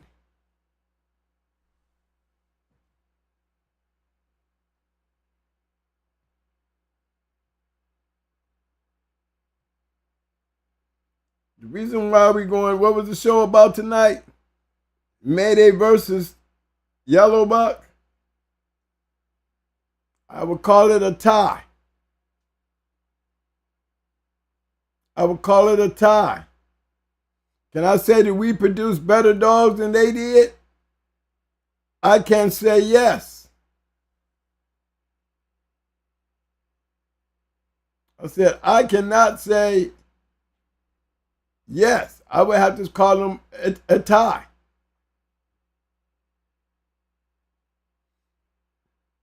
I can say Yellowbuck was just as good as Mayday. I can also say Yellowbuck could produce just as good as Mayday. But did he? No, but he did not produce as many dogs as Mayday, but he still got just damn near just as many as Mayday did have. But when we speak of the line itself, where Mayday carried a lot on his own, Stone City, these dogs carried abundance of many dogs. So they would have Mayday beat. Yellowbuck didn't live that long, nor did he produce as many dogs as Mayday. But then when you look at those Stone City dogs, then those dogs not only come off of Yellowbuck, but then you got dogs that's coming off of Nico. Then you got dogs that's coming off of Nico Jr. You know, both of them was registered and married. So, you know, you still got a bunch of damn dogs.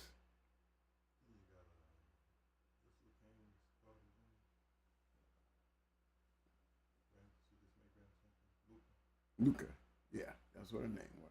Grand Champion Luca. You're right. That's the name I was trying to think of earlier. Luca. She's a Mayday dog off of Blue Cane. But she's Stone City's Grand Champion Luca, a person that used to despise, you know what I mean? I always laugh about that, on how history changed. The pivotal point. I call it the pivotal point. Who was the point man of that Pentagon? Hey, me. I'm not bragging about it, but I'm not going to let it be, overlooked on such a thing that changed the game and how they did things. Because if it hadn't been me that did it, telling that this shit would ever happen. To be able to take these type of dogs and bring them together, man, it made even better dogs. I can't say they were better than what Stone City or Mayday produced, but they produced great dogs. I'm just fortunate to be able to say that, in my lifetime, I was able to pull one, even though it didn't come by me all the way. You know, she was bred by me. And baby did me very well. She did me very well, did me very proud. And then the people who took that and ran with it and did even more with it, they did me proud. But I'm telling you why they did it and why it was so easy for them to do. Because it was a format, it was a formula. That all we did is use the formula that we saw that was working out there for them guys. I mean, I'm not the only one to play follow the leader here. Competition Kennels, he's a Michigan boy. That's my boy. He was into the Jeep shit. But look, even he ran over there and stuck one down Sarah Kell. This based on what I said. What he heard that was going on. Oh, believe me, them 6 puppies was major conversation after they saw them. There's enough odds of seeing those 6 puppies to make everybody go out there and snatch up something and try to throw the Stone City or Mayday. They did show a lot. They were young dogs that was running around like grown, real bulldogs. And grew up like that. They sure did.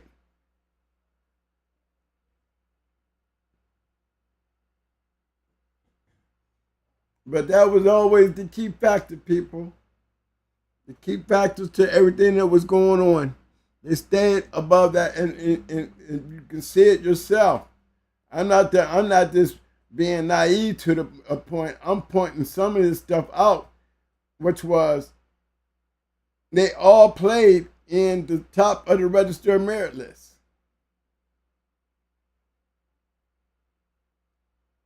They all played in that list. Look, you got all the top dogs in the registered merit list, all in this one dog. That's why that shit worked. And then you take that and you put Mayday on top of that. That's why that shit worked.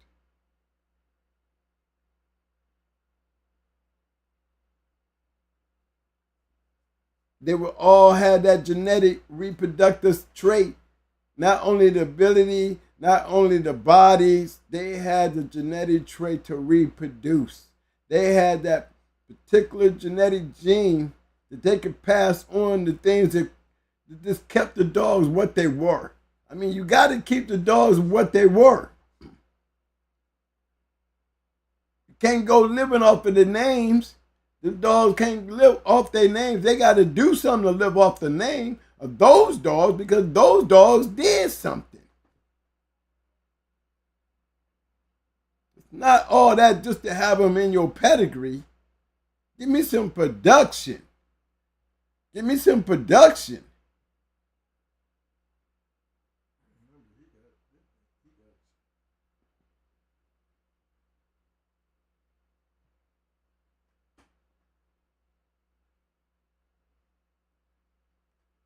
Imagine if I could have got more litters out of him.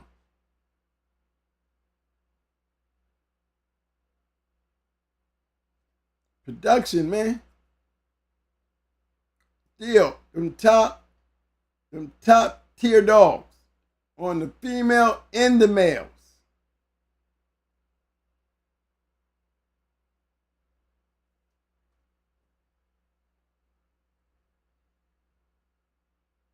He didn't do as bad as damn stuff off of one breeding.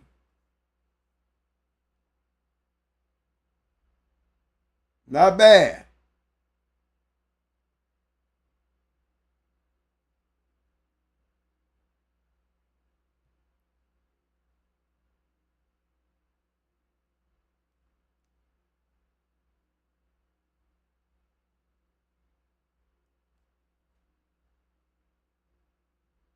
You see me, I'm still throwing Red Boy Jeep in that shit.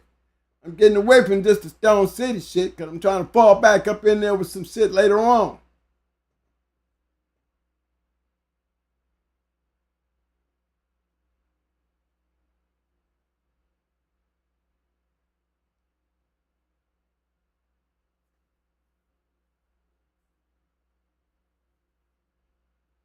But they kept you winning.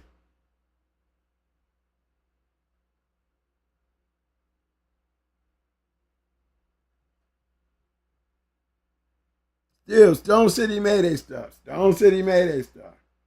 Gonna keep you winning.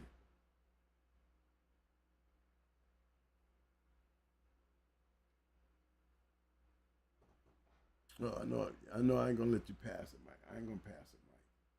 I did pass it, and I didn't mean to.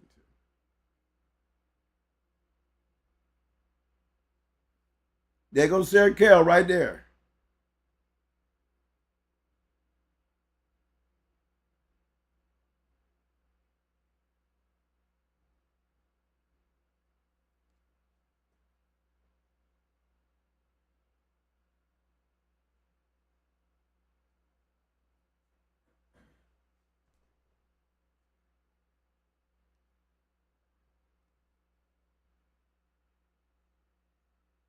I give you a second to read that reading. I don't want to move too fast on it.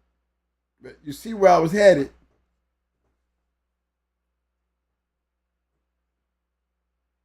You see where I was headed. I didn't ever get a chance to make that revolutionary run. Imagine if I'd have had these damn dogs on the ground.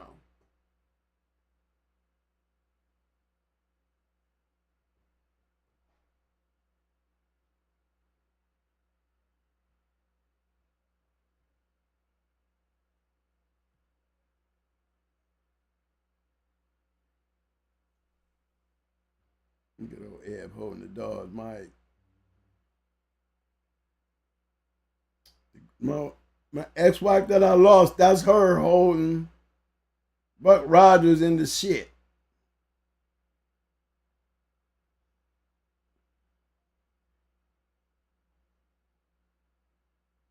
Look where I was heading.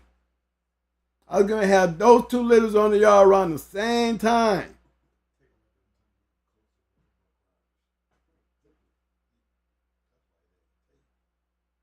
But if you take a closer look at Buck Rogers, look a little bit closer. If I go back to Sarah Kell, take a little bit, even closer. Take a good look a little closer. That's why the shit didn't take you full of roids. We had just beat the Luger dog, son. Remember that's the dog the Luger dog we beat. He had just won. And it was shortly after that they came in heat and I tried to breed them. I tried, it didn't work. The two best breedings that I was so excited about making had my doubts the whole time. Remember, I'm dealing with Brat. We were having the same problem with Brat and Mama. So it was no doubt that we didn't expect to get them, but we felt like the sports god would be nice if we had them, we would have them. But yes, we did try to get him bred. He was able to breed the powder pretty much during that time because, remember, we hadn't. Right, we covered up a lot of his scars off of this picture here. But his face was chewed up. It wasn't long after we did that we tried to make that breeding. And Mike kind of cleaned the picture up a little bit so it wouldn't look so bad. But if you was to take that picture and really take a good close-up shot of it, you'll see he was in a war. But look at that breeding there. Two good breedings. Never came to me though, never got them. But you see where I was going with it. And was still able to make history without it. But boy, can't tell you what could have been out of that shit right there. I'm trying to tell you, because that bitch right there was not in the flag wet. That bitch right there, he was already a motherfucker. But this bitch right here was like red ace on the reincarnation. She was just a freak. That's all that was. She was just a freak. She was a pandy. And that bitch right there was a pandy. She didn't get a chance to get out there, you know, and show the world how bad she really was. But for those who saw her, they would tell you, if they'd have had that bitch on the circuit, she would have definitely been a champion. But from what I heard, there's a bitch over there in the islands, and they swear it was the shit. The dog is a legendary talk of the island, the baddest bitch ever been on the island. The guy even called and told me. That's why I know she wasn't dead. Said, y'all got a bitch over here. She a going hard dog. I'm telling you, we know she came from going hard. She's a going hard dog. It's the baddest bitch over here. It's one of your dogs. Ain't but one dog that disappeared. Ain't but one dog that disappeared, and it was her.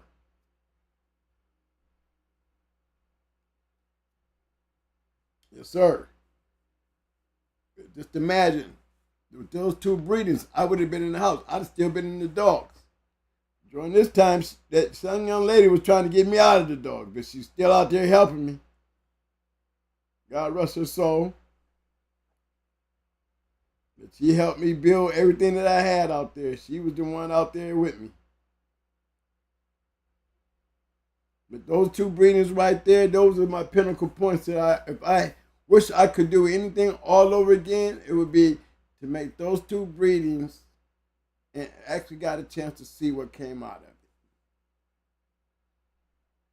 Remember, we had Max and them litter mates on the yard. Imagine if they hadn't never got stolen, the shit that we would have been playing with. Man, we had some of this shit on the yard. At the same time.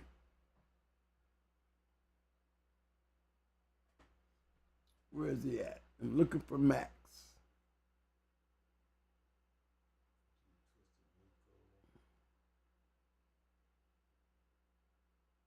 Yeah, I don't see Max on here. Let me go see if I can look him up. Let me go see if I can find Deep South Max.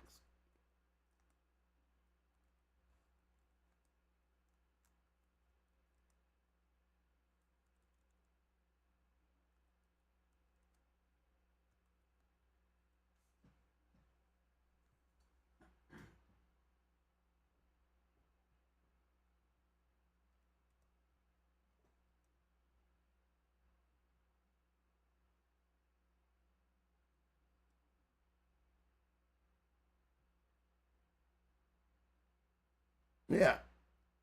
I had the litter mate to him on the yard at the same time. Had a litter mate sister and brother. The litter mates. Had two of them on the yard, a male and a female. Female died. Don't know what she died from. Him, his brother, got stolen. But during that time, I had that dog on the yard, his brother. And they were both bad little dogs. The whole litter was the shit to me. They all was banging at an early age. But you see the dogs that we didn't get a chance to use. See the dogs that we had that we did not get a chance to breed.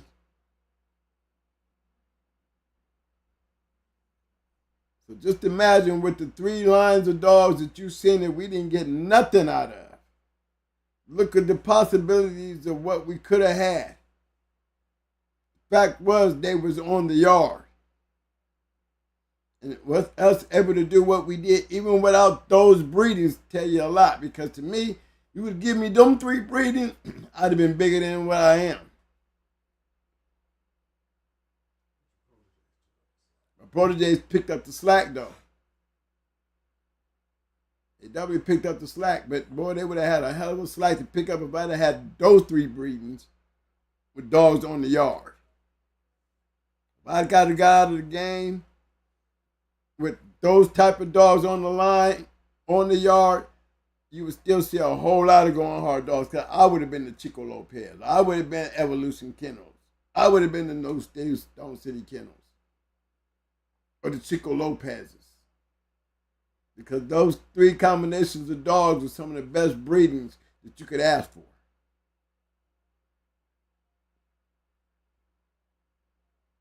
And that's what me keeping BLOODLINES. All these potentials that I had at my hands. It took years to build it up.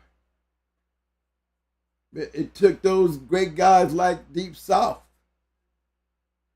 It took good guys, to make it possible for all that to happen. Scratchline News, my boy over there. Gameville, Bring It On, 50-50, it goes by many names. All of them him. But if it don't be for them, they better carry that wagon on. But man, they probably would have loved me, and they probably tell you, man, I remember all them dogs. They remember all these dogs right here. They remember them young dogs and how tough they was. Yep, Jamie bought he bought the yard.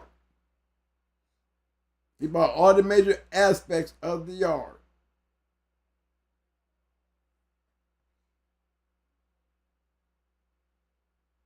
You had Dum Dum. You had Champion Dum Dum coming around off this shit, man. You had Champion. Damn, I forgot her name. Yeah, let me see if I can look him up. Let me see. I don't see Dum Dum and Gremlin or Megan. It was Max. I remember Itchy. Her. That bitch. That bitch right there. A bad bitch. She the one to beat Ajax's daughter. Going for a grand champion. She went in and stopped that bitch. It wasn't even 30 minutes. It was a little over 30 minutes, but it was a short match. And her sibling, another one. See what I'm saying? Badass shit. Look how they crossed it. That's a littermate brother and sister breeding. I mean, for our littermates. Those are littermates. And I seen this dog right here as a puppy. When in 13, 14 months old, when 30-something minutes was Psycho. The one that went 3 hours, 17 minutes. It was getting with him. He was getting with him. So we knew he was champion bound. We knew he was champion bound, and we knew Trina was champion bound. We knew that as young dogs that these dogs was nobody gonna whoop them. And they didn't. And they didn't.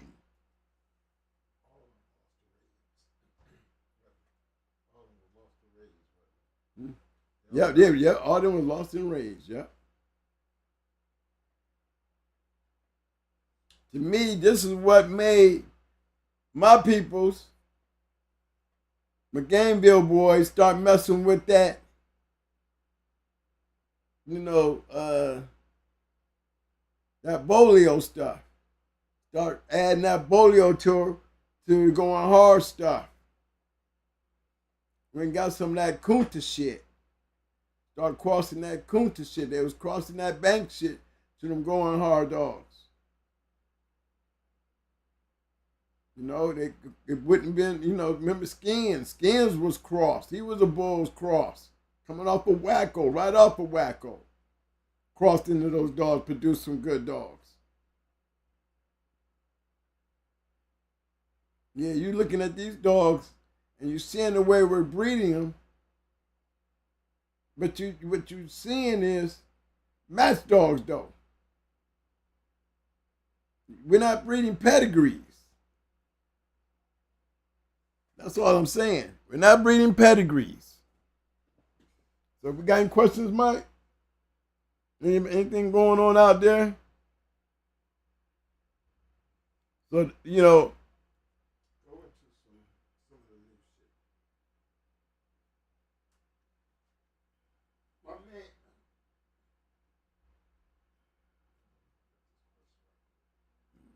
Let me go on some new shit.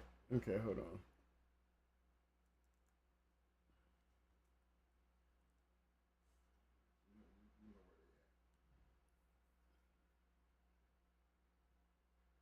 And I to my man Sunrise J, he said, if we're supposed to be creating a breeding for better dogs, then why everyone chasing dead dogs instead of new improved dogs, instead of frozen this and that? Well, that's a good point. You're making a good point. Appreciate that, Sunrise J. But everybody ain't doing that.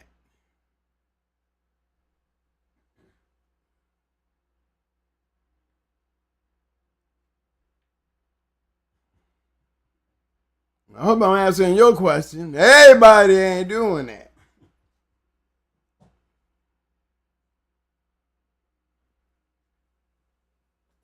New names, new people, new understanding.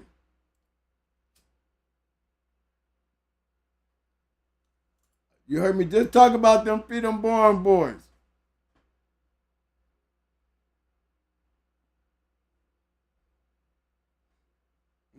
You know, covering bases. That's all. We just covering bases. Not everybody. You know, if they're supposed to be, they be so supposed to be doing it like this. You know what I'm saying? You want to take it? We're gonna take it. We're gonna dive into here and see where he at. Let's go take a peek. Cause he's just nothing but a male. Good old male.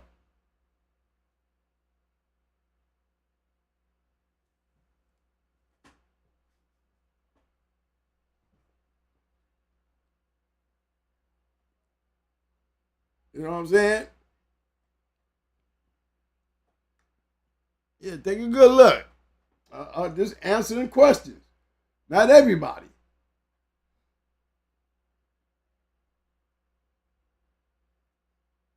Why did he play a big part to what I'm trying to do?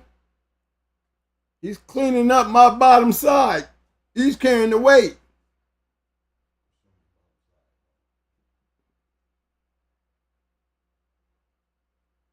You see what he's working with? He's helping me. Remember I said the mind of a breeder? Why would he take that dog, his dog, and go breed to this dog? Why did Twin go breed to this dog? Y'all tell me why Twin went and bred to go breed to this dog right here. Ain't that about to show what we on tonight? Well, we did. We could do 20 years later. Now, they going to be running up walls, running treadmill races, confirmation shows. Who knows?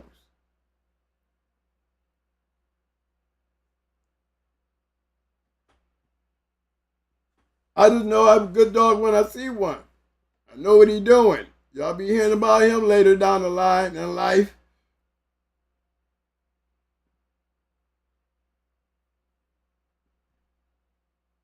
Yes, sir. You'll be hearing about him later down in life. But that's what you need. You got to clean it up.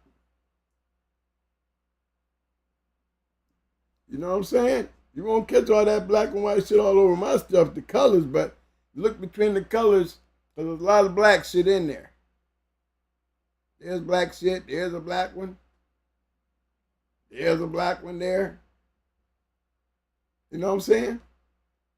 But, you know, me, I can read the pedigree better when it's right. See, look, they don't even have grand champion macho buck.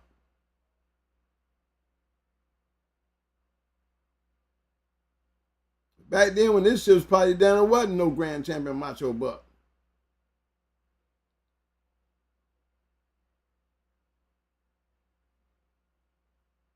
But they kept it alive. They kept it going. They kept it working.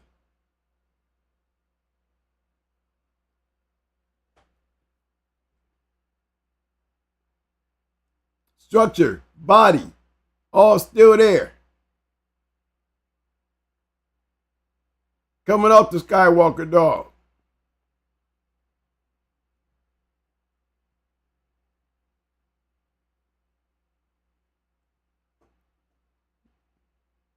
Cassidy got this shit too.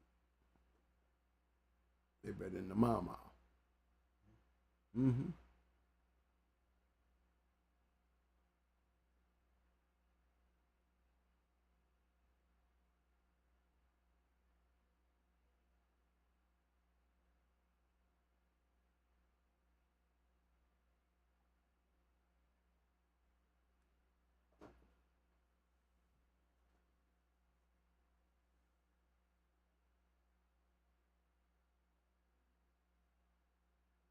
Still got the body.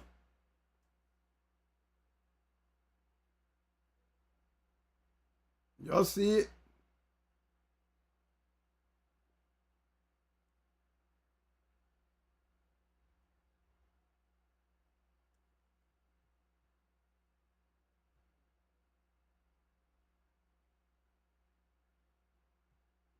What better bitch to breed it to than this nutcase?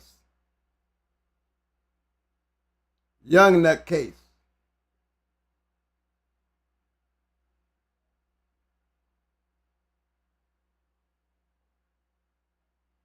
Yeah, that's right. Y'all see it up there.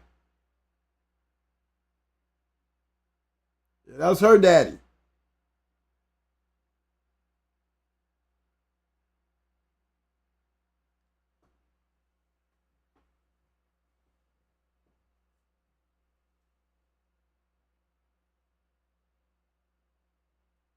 Yeah, y'all see it. Y'all see it.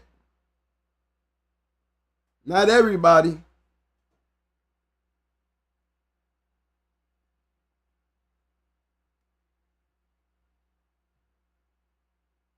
Here's the mama. Nutcase.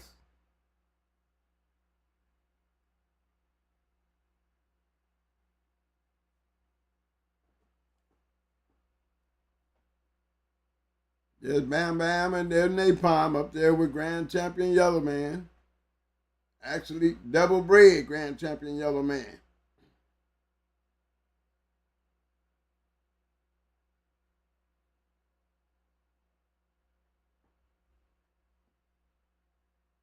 Barracuda line down here. See what Queenie was. Yeah.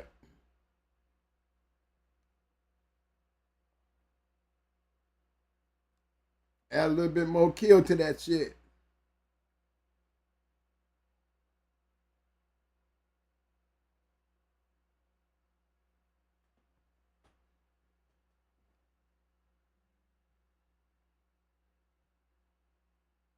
Studying. What this need to make it better?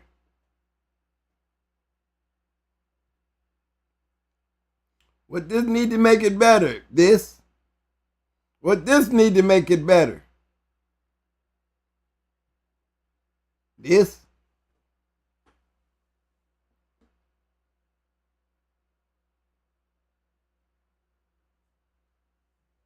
See, I speak my own words and what I try to teach you guys.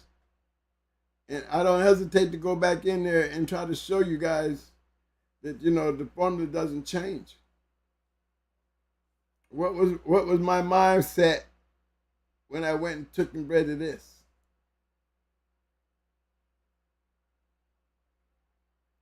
What was Twin thinking when they bred to him?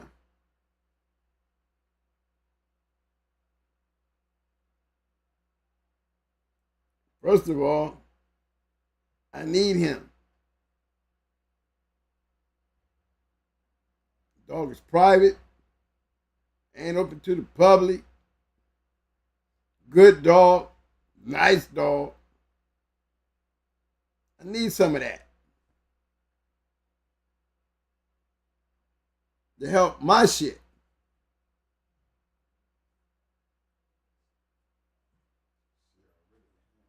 She's already a handful, so I can't go wrong. Can't go wrong with the test. All I can do it. But the mindset of what was I thinking, you can look at the pedigree and tell what is Twin on. I see what Twin on. We ain't going back there in the dungeon trying to recreate.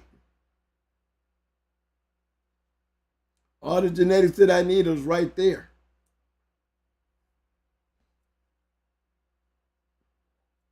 Any questions?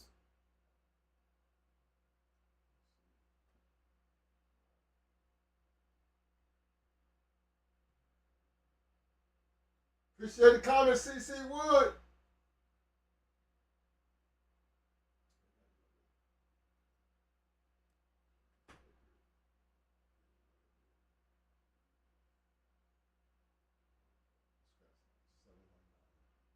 Hmm? Okay, say again. Give me the number. I missed it. Somebody gave me a number. Hold on, y'all. What's the number?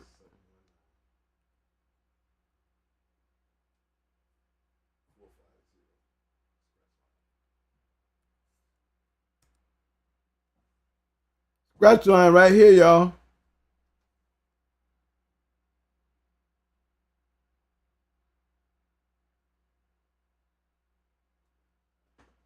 Look at that shit.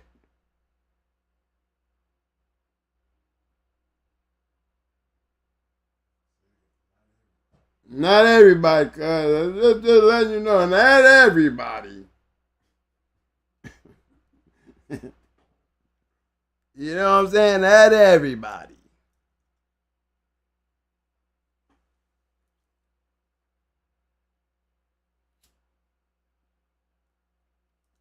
Now just think, y'all, by the time they get done playing around and they bring all that shit that you see in between them two breedings right there, when you bring all that shit together, what you think you're going to see? You won't never see it if it ain't worth a shit. If we talking about it, you know it's been about it. That's all I got to say.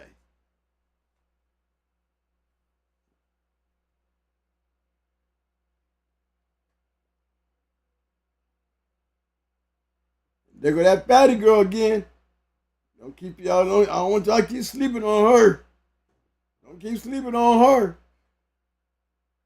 Y'all know who she is. Y'all know who she is.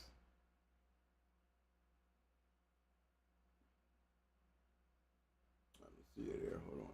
She's under another name. Hold on. No, she's under another name. Hold on. Let me get her right here. I gotta get her right. Let me get her right.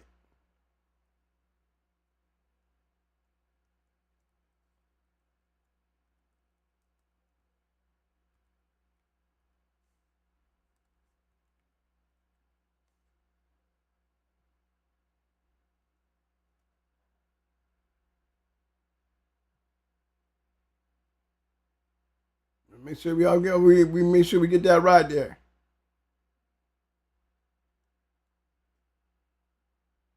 There she go. Same dog. Same dog. Same dog.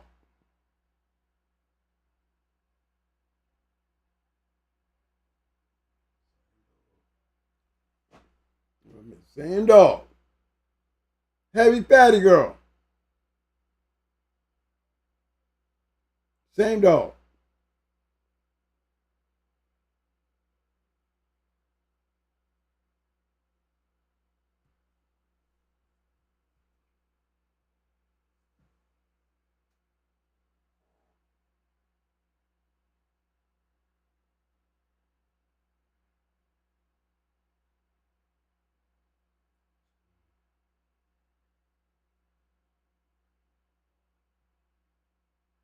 Same dog.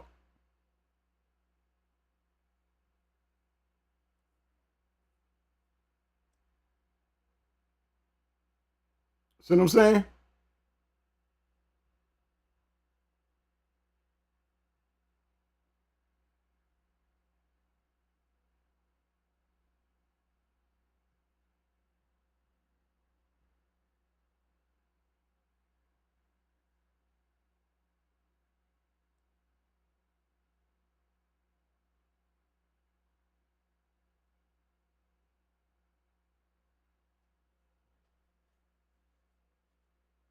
These are the kind of dogs, man, you go searching for and you go looking at, and there's a reason why these dogs have just got something different. Because they was built on something different. They wasn't just built on pedigrees. They was built on work, then the pedigree. Any questions? Thanks, Scratch Line. That's a good one. Yeah. I also took care of that Screaming Demon. And for all those who don't know, this bitch came from Going Hard Kennels. I'm going to keep on reminding y'all of that because Scratch Line and them boys are still them little proteges. They carried the torch. It's all they work. The Screaming Demon shit, all that shit. Jimmy, Champion Lil G, Champion Jimmy, Champion 38 Special, Champion Lil Wiggles. That's all them. Making breedings that were smart.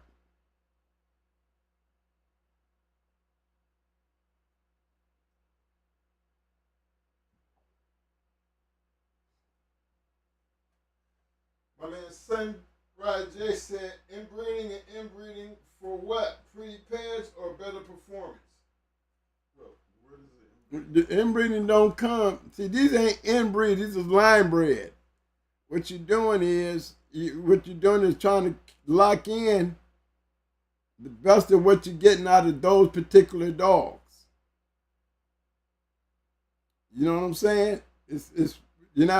What you're breeding for is not what you would call these are breedings for a consistent line of dogs that can produce. First thing you got to do is get the line of dog right. What kind of line of dog do you want? A dog with pedigree or a dog with action? You know, if you're breeding for action, then that's what you're breeding for. In many cases, see, we're losing the ROM piece to this story. You know, that if you can get the match dogs, that's one thing, but can you get the producers of match dogs? That's the other thing. You want to be able to produce a dog that can reproduce. That's the key. Got to be able to produce. Showing you pedigrees that should have answered that question for you. You showing enough pedigrees tonight, even though they all look pretty. The thing, what do they have in common? Look at what they had in common. And they were not inbred dogs. No, well, none of them inbred dogs. But nothing you seen up in here inbred. So that should have answered your question. Now, I don't know how y'all breeding, but even in 2024, we don't get away from the program. The formula. The formula is what it is. Now, everybody don't have to breed like that. What we're telling you is why we bred the way we bred dogs. Because everybody that we were learning from was doing the exact same thing. So if they're doing it and being successful, we should be able to do the exact same thing and be just as successful. Protege, he just showed you. If he do what we did, they're going to get the results that we got.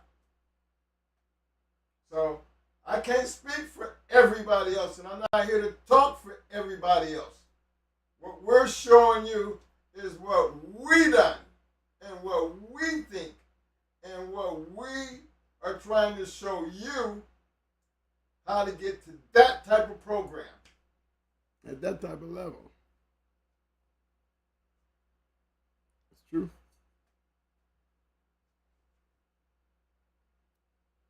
Anybody else?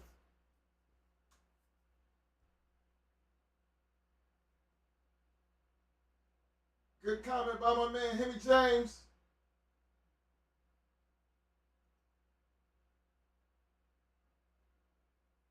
My man Hemi said, is it more a case of reaching a certain level within the breed and maintaining it rather than noticing a significant improve every generation. If if I can get the exact same thing that the last generation produced, I mean, I'm doing good. And it's really hard to say we making it better when we have so much power coming from the back. You don't see us running Lucane numbers or Mayday numbers or Yellow numbers or Yellow John numbers. You know, to become a registered mayor is not an easy task. You have to be a working man to even think about trying to be a registered mayor. No, what we're looking for is a consistent and percentage of dogs that we may have an opportunity back then that we could win with.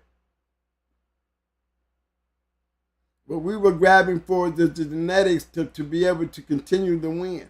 We're looking for the genetics that can keep producing the genetics that can keep you winning. You know, what good is a pedigree if it's not being used? And what part of a pedigree is you talking about being used? The most important part, the dog to the pedigree. You know, the dog got to be worth a damn for me to even talk about the pedigree. Why would I be talking about a worthless ass piece of shit just because he got a pretty pedigree? What are they breeding for? That's the question. What are they breeding for? Dog got a great pedigree, but he ain't shit. What are you getting out of that? You know, a dog got a good pedigree. No, I don't need a dog with a good pedigree. I need a good production dog that stands behind his pedigree. Or because a couple more breedings, all the great shit gonna be gone. What do I got to show for what I did with it? What do I have to show that I did with all that great shit that's back there? What did I get out of it? With all this breeding that I'm doing, what did I get out of it? That's the question. What are you feeding? What are you risking your ass for? It's a fact they're not being used as a puppy station, a ped station. You know what I mean? I think what we're breeding for is what every man in the dog game was breeding for. Everybody's had their own way of getting it, and everybody didn't maybe get the success that we had the opportunity to experience. And our success is nothing compared to the people that we learned from. No, we never hit their plateau. We might share with them because they drag us up there with them, and you know, a lot of them do that because we was using their programs to do it, and a lot of them can sit back and say, Twin and them did the good thing. They was doing their thing. We were doing our thing because we were paying attention to their thing. Okay. Number 734. Hold on.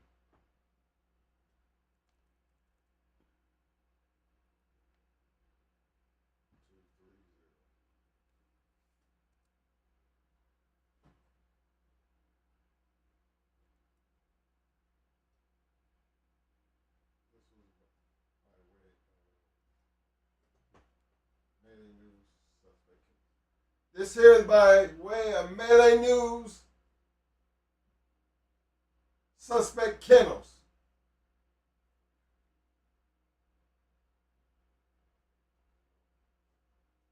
The breakdown.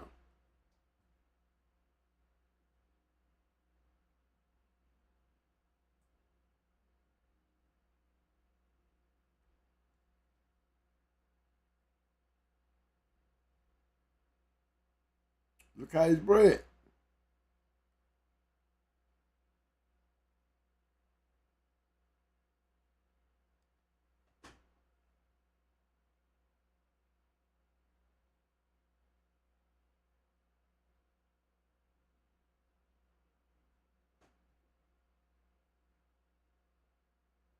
See the top half.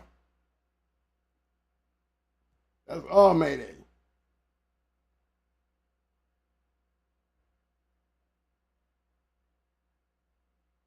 Like I said, Mayday throws Spartan bodies.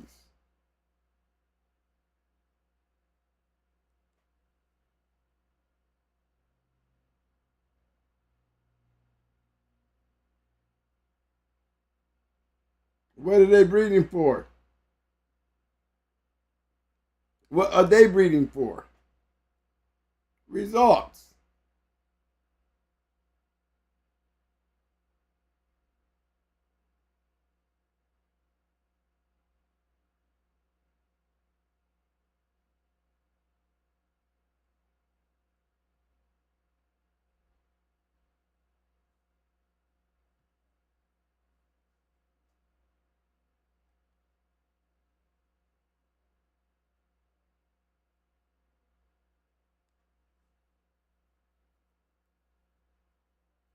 Y'all see it.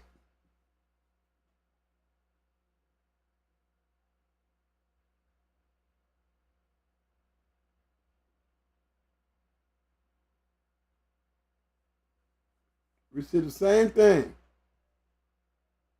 Do the top half here.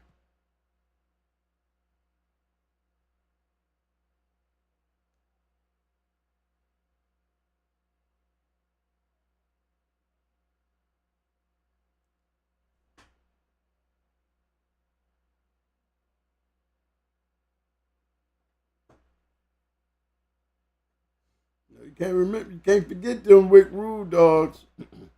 These are some of these dogs right here, the Patriot dogs that, you know, the Homer side of the Patriot dogs. That I have to make clear again. Look how they bred. You don't see Tater in there nowhere. But I can guarantee you, guess what you're going to see.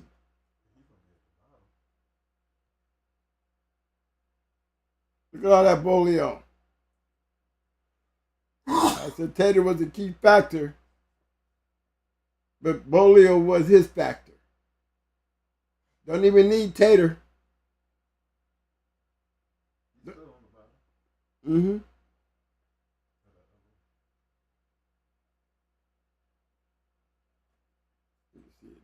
This right here, Tater's sister.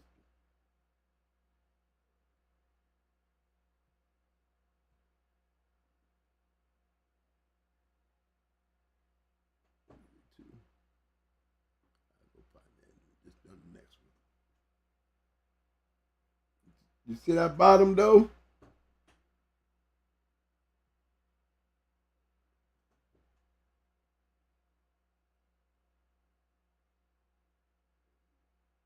That's just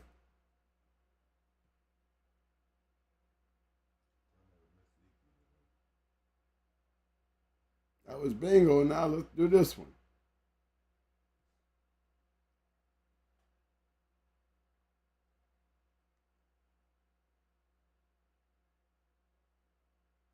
Lady in red. That's what.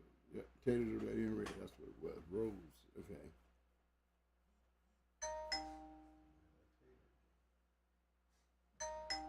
And see, when you look at this again, we got Tater in there. We got Tater in there, but again, let's do Toothless Jack first. All this black shit.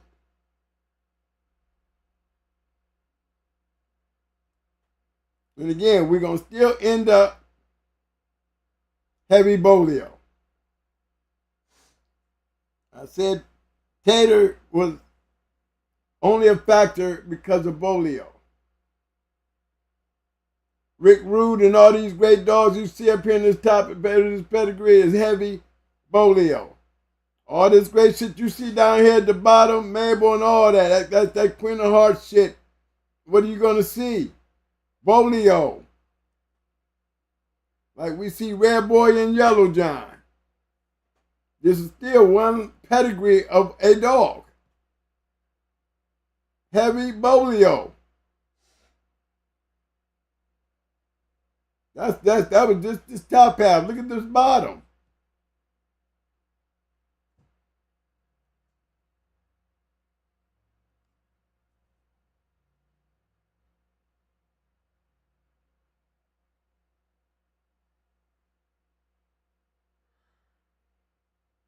You see what I'm saying? A little tater, little tater. There go that damn Jocko cross.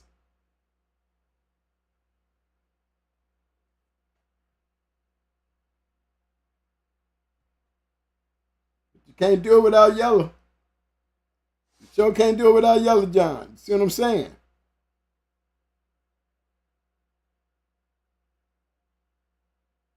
I said it was never really about the Jocko part of this. It's the red boy. That genetic. So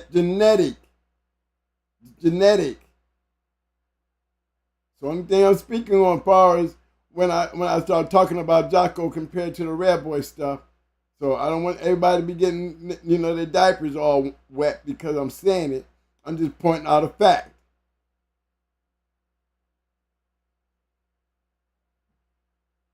It was never really Jocko. It was the red boy.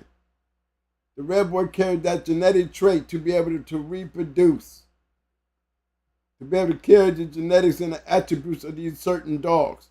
To create match dogs. Yeah, without Jocko, it wouldn't have a yellow. Not taking that away, but is he a significant fact or figure in these line of dogs? Hell no. I'm going to keep on reminding you all that because there is nothing being pulled down off of that to carry a genetic line as good as these dogs that I'm talking about when I'm talking about the Bolio cross, the Red Boy cross, the shit that took off with Yellow and Yellow John and them, the Buck stuff that took off there with Grand Champion Buck and all the other dogs, and when they crossed them together, it was the fact of the cross, the genetics that was being brought forward. Look at all those ROMs. If you can bring that up here, you bring it up. You bring it up here, you bring it up. Yeah, you will have a lot to say about this cross right here, but hey, can't take away the fact there's still a red boy dog. We're still talking about a yellow John. So we ain't even got to deal with MAYDAY and still produce these type of animals.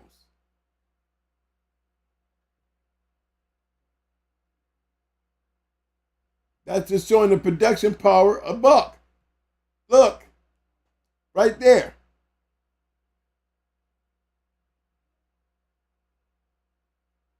Production power. Right there. Still tater. Still tater. Register and married. Ain't no black shit.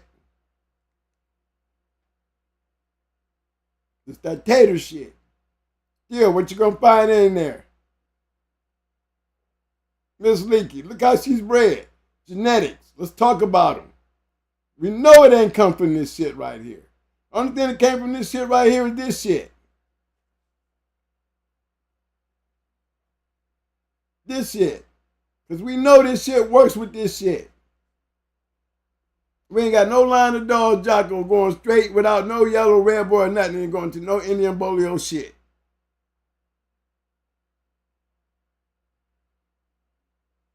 You're going to still keep on seeing that red boy popping up all over this Bolio. Because it's the only time it really fucking works.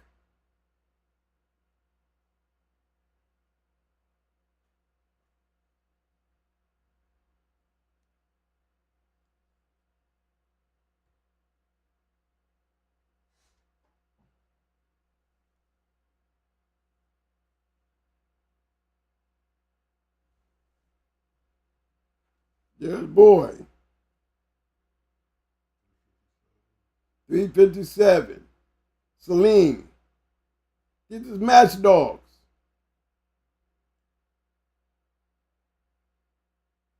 Oh boy.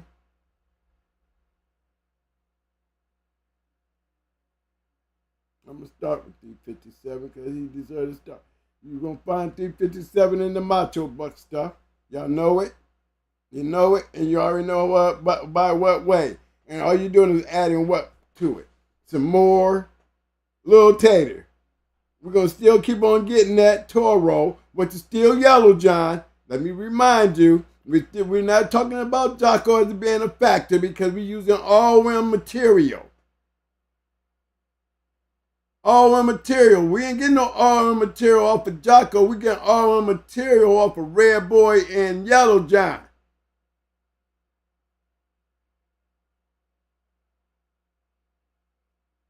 That's what we getting. We getting all-rim material off of Little Tater due to Bully Boy Bob, Indian Bolio, and Red Baby.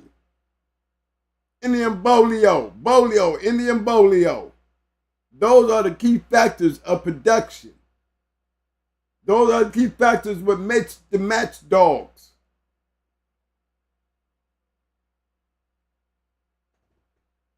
That's all I'm saying. I hope you're getting my point. That's just 357.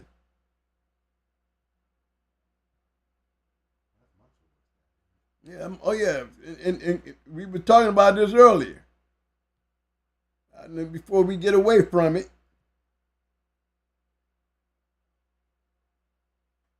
Where Macho Buck at? Okay, we ain't gonna find him in this breeding. Here, let me go over here to Macho. See if we can pull him up. Gladiator bodies.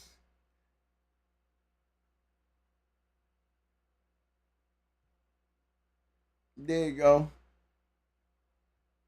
We were talking about him earlier. The guy bred. Like I said.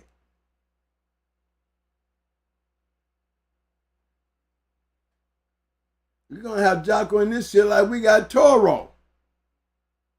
It's the same old lineup. Same old lineup. Can't never take Jocko out of the equation because he's part of the equation of greatness.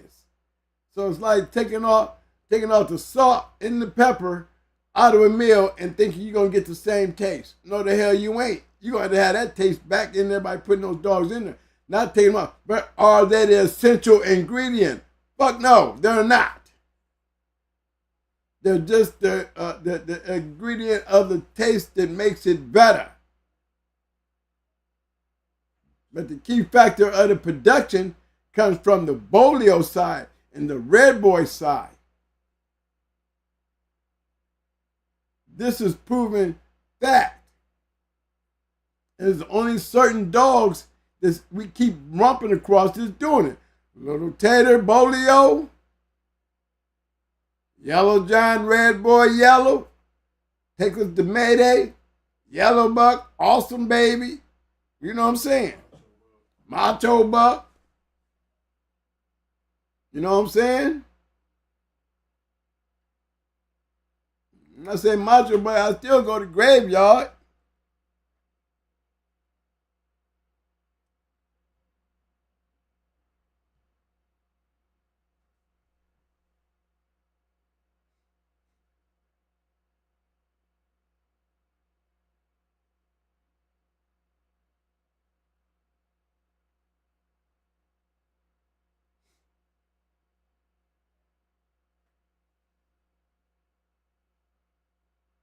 Try to find Evolution's Graveyard. Max. What are you talking about, Max? Where you go? Oh, yeah. There you go.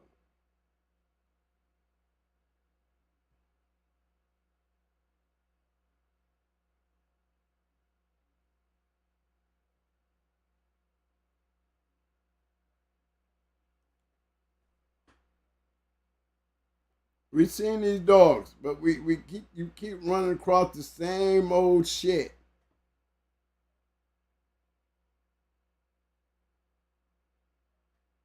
You know what I mean?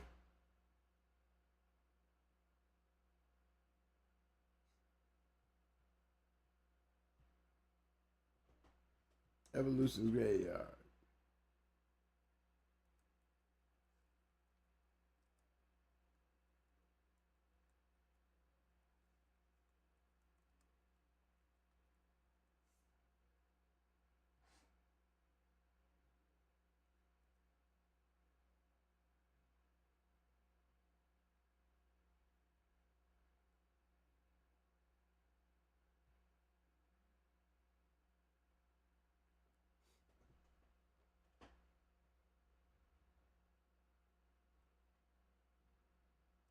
Look how he's bred. There we go. There we go again. What we see here?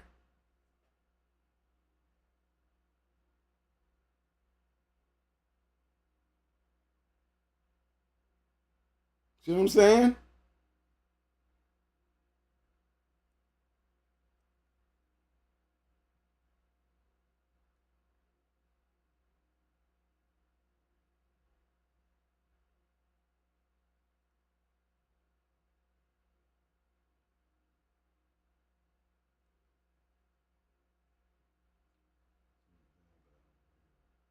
Mm-hmm.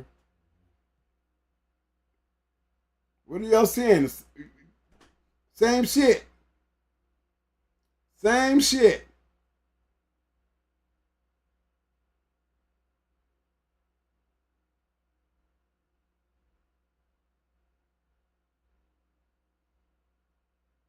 Same shit you see us doing on our yard. Same thing you see here. We talked about that earlier. It's like people pick up on what they following our lead too.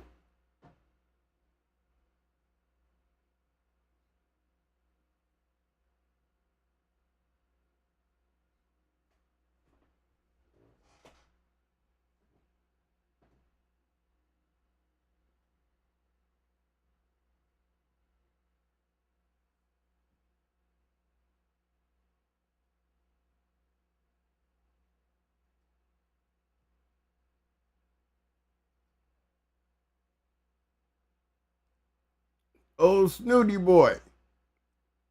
We all know Red Boy go good with that old mem stuff. Old mem stuff. Y'all know that. That's that Snooty Red Boy cross. Same shit that created your boy Tate, Champion Tate.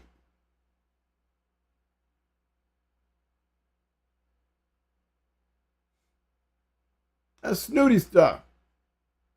We all know the Snooty stuff works good with that Red Boy stuff. That's heavy Snooty.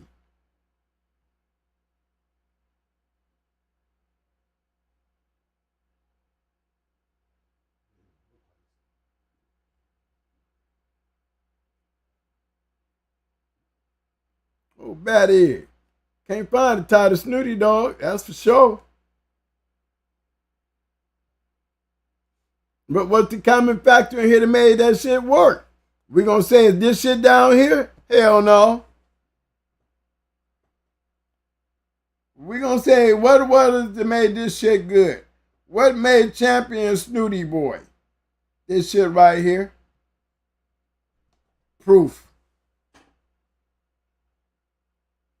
What made Mellow LeBlanc want to go breed to this dog is what you should be asking yourself. Why him? Because he got all the right shit in him to produce. We've seen these breedings.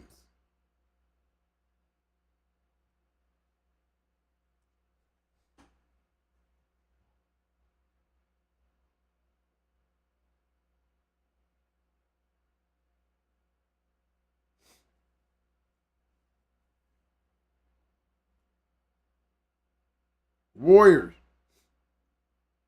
See what Going Hard added to his shit. Look at his times. 2:17, 18 was a quickie. 1:42. Breed that game motherfucker to a killer.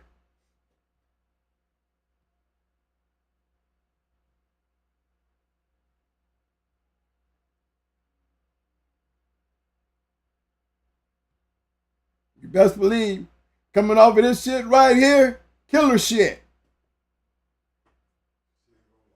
She ain't going long.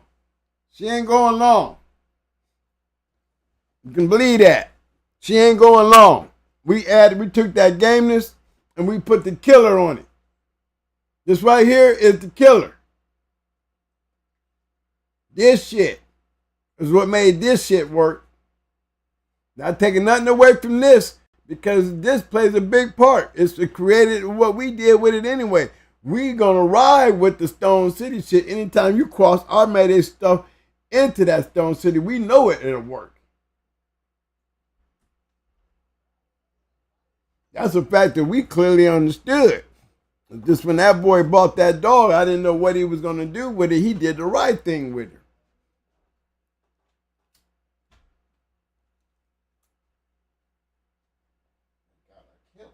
Got a killer.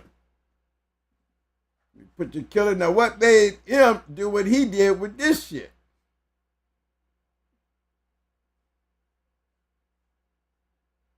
Yes, sir.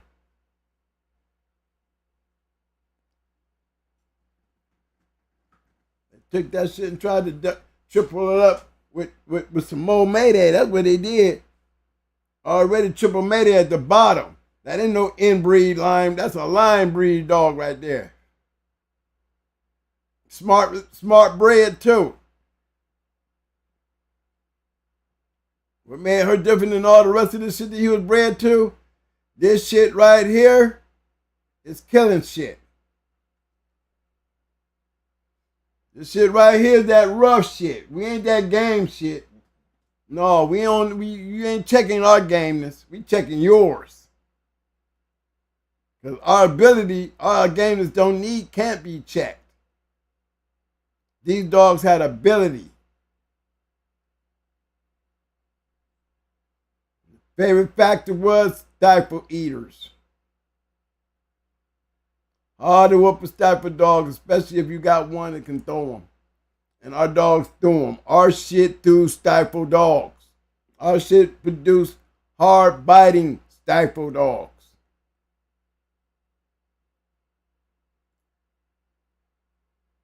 We already know this will work with this. Everything over here, we already know this works with this. Smart move.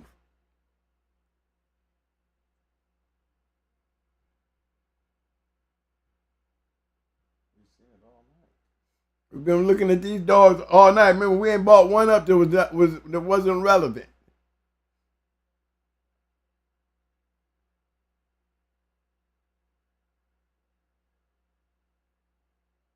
Snooty boy, Eastside Snooty. Okay, anybody got any more questions? We got one more. Anything else before I shut it down, y'all? Anybody got any questions? Ask me now. Again, remember, we always talk about what we did. The reasons why we did it.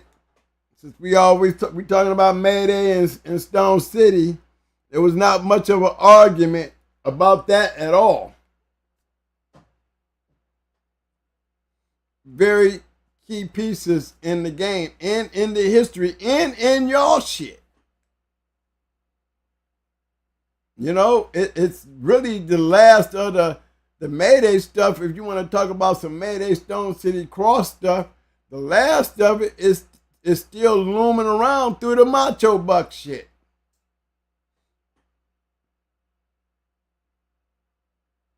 And if you're breeding it right and not breeding according to the papers, if you heard what I said if you're reading it right and not breeding according to the papers, but to the dogs, you will have papers that look like these papers.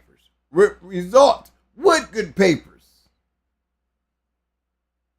That's all I'm saying. It's the only point that I'm trying to make tonight. So when we go comparing MAYDAY to YELLOWBUCK, to me, they were both great dogs. YELLOWBUCK would have been just as great as MAYDAY because he produced in short litters great dogs. And I truly believe that. I mean, we do have his legacy, as you can clearly see. It still moves on. You know what I'm saying? That like the 357 dog, you know, that Rattler stuff, it still moves on. But how is it moving on? We took a couple looks at how it was able to move on, giving you some instructional purposes.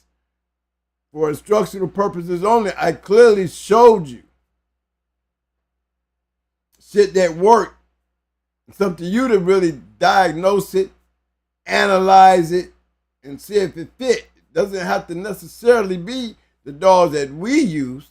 You know, the dogs that we use, we done proved our point. Shit, all the questions y'all got, y'all still trying to figure it out. We had already figured it out. Can't cross up a motherfucker that's already done it. Can't cross me up. If you can't stand there and with the questions that you asking and then crossing me up, you can't. There's no if this and if that. No, take a closer look at what I'm showing you and take the if out because that's already fact. Now the only if comes is in your question. It's your question. Your question. You got to understand the answers. If you can't understand them by looking at them, you can ask. But you can't trip up nothing that you're looking at, especially if you're trying to have it.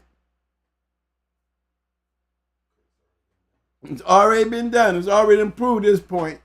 We ain't got to argue back and forth about that because, again, the ifs is only used for persons that haven't had it. See, when you didn't have it, there's no ifs in that conversation. When we pull up the pedigree, there's the results. There's not an if in there nowhere. It should be used as a guideline, like taking your sheet copy, you know what I'm saying, you know, your trace paper, and putting it down on that picture that you like so well and trace it for yourself. Because there's nothing wrong with tracing it. If you ain't never had it, you got a better chance of getting it if you trace it. It ain't against the rules. Ain't against the law. You guys act like y'all can't trace. You're too busy reading instead of tracing. Papers don't make shit. Those papers wouldn't meant shit, y'all, if it wasn't having those champions and grand champions and registered mayors over. And you already know that's the only thing I'm throwing up on this damn screen. Giving you a progress of saying that you got a better chance of percentage-wise of getting some of this shit if you follow this direction because they all don't turn out.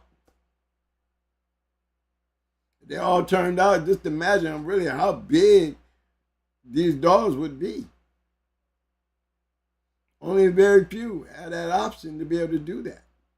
Very few to even make themselves relevant to do that. And even now, you know, I mean, even in today's world, you know, Freedom Born, they're bringing their dogs back through the country, into the country, and they're starting to get here. There are a lot of those dogs out here. I done seen them dogs skywalking them. We got dogs like that up in Akron, Ohio. I just seen them crossed into some Mau Mau shit.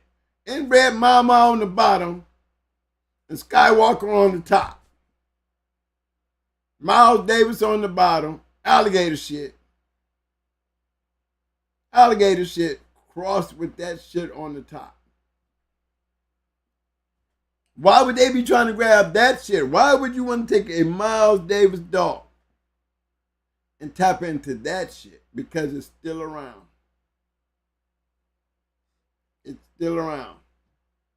If we can get this shit to click with this shit, we got another generation of moving forward. And that's just how the game works. You know, I mean, and remember, we're in my time. In my time, performance meant everything. It doesn't really matter now. You know, it doesn't really, performance doesn't matter. Really, not as much. You know, it's who can produce the best pedigree. And y'all doing it without no champions and grand champions. No OMs. Y'all just living off the first 4 generations.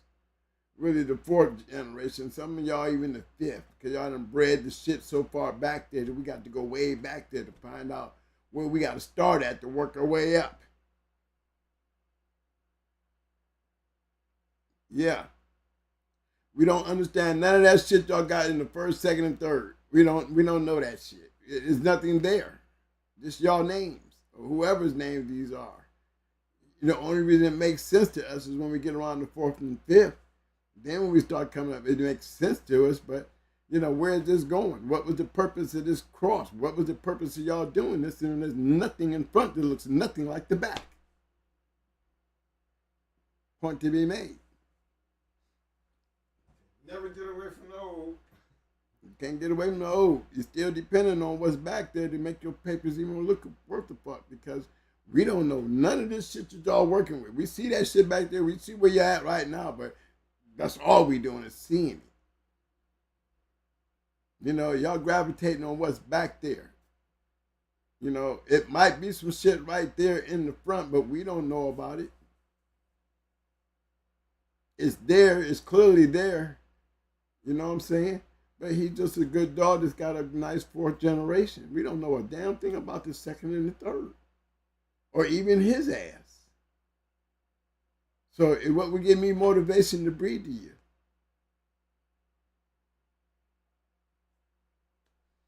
And that's coming from a real dog, man. That's what I look at when I look at pedigrees. You know what I'm saying? Even if I had a pedigree that didn't have nothing in the second and the third, that one that's sitting up there in the first, we have a problem in Houston. Because either this shit's going to put something there or this shit stops here. It's a waste. I don't need to be living off the fourth. I need to be living off the second, the third, and the first if I can get it. But one of them's got to be clear. I can't be depending on shit back there in the fourth. No way. Got guys sending me pedigrees, ain't nothing in the first four generation, and then they tell me to go back a little further. Oh, okay. Now I'm catching on. Yeah, nice bread when I go from back there working my way up, but then the whole time I'm working my way up, guess what I'm doing? I'm shaking my head. Because guess what? Y'all don't look nothing like the fourth or the fifth. Nothing. Ain't a match dog in this shit nowhere. So what am I looking at this shit for? Now, it's hard for me to look at generations of pedigrees in the now when there's nothing there. Everything I'm looking at is in the fourth, and I can understand what you're doing. But what's up with this shit? It's not like you got to go blurting all out or something. You're right. Future Kennels, you're definitely right. Miles Davis mixed with that Future Kennels. Jeep Red Boy Alligator. Mm-hmm. They crossing that shit with that Skywalker shit. Yes, they is.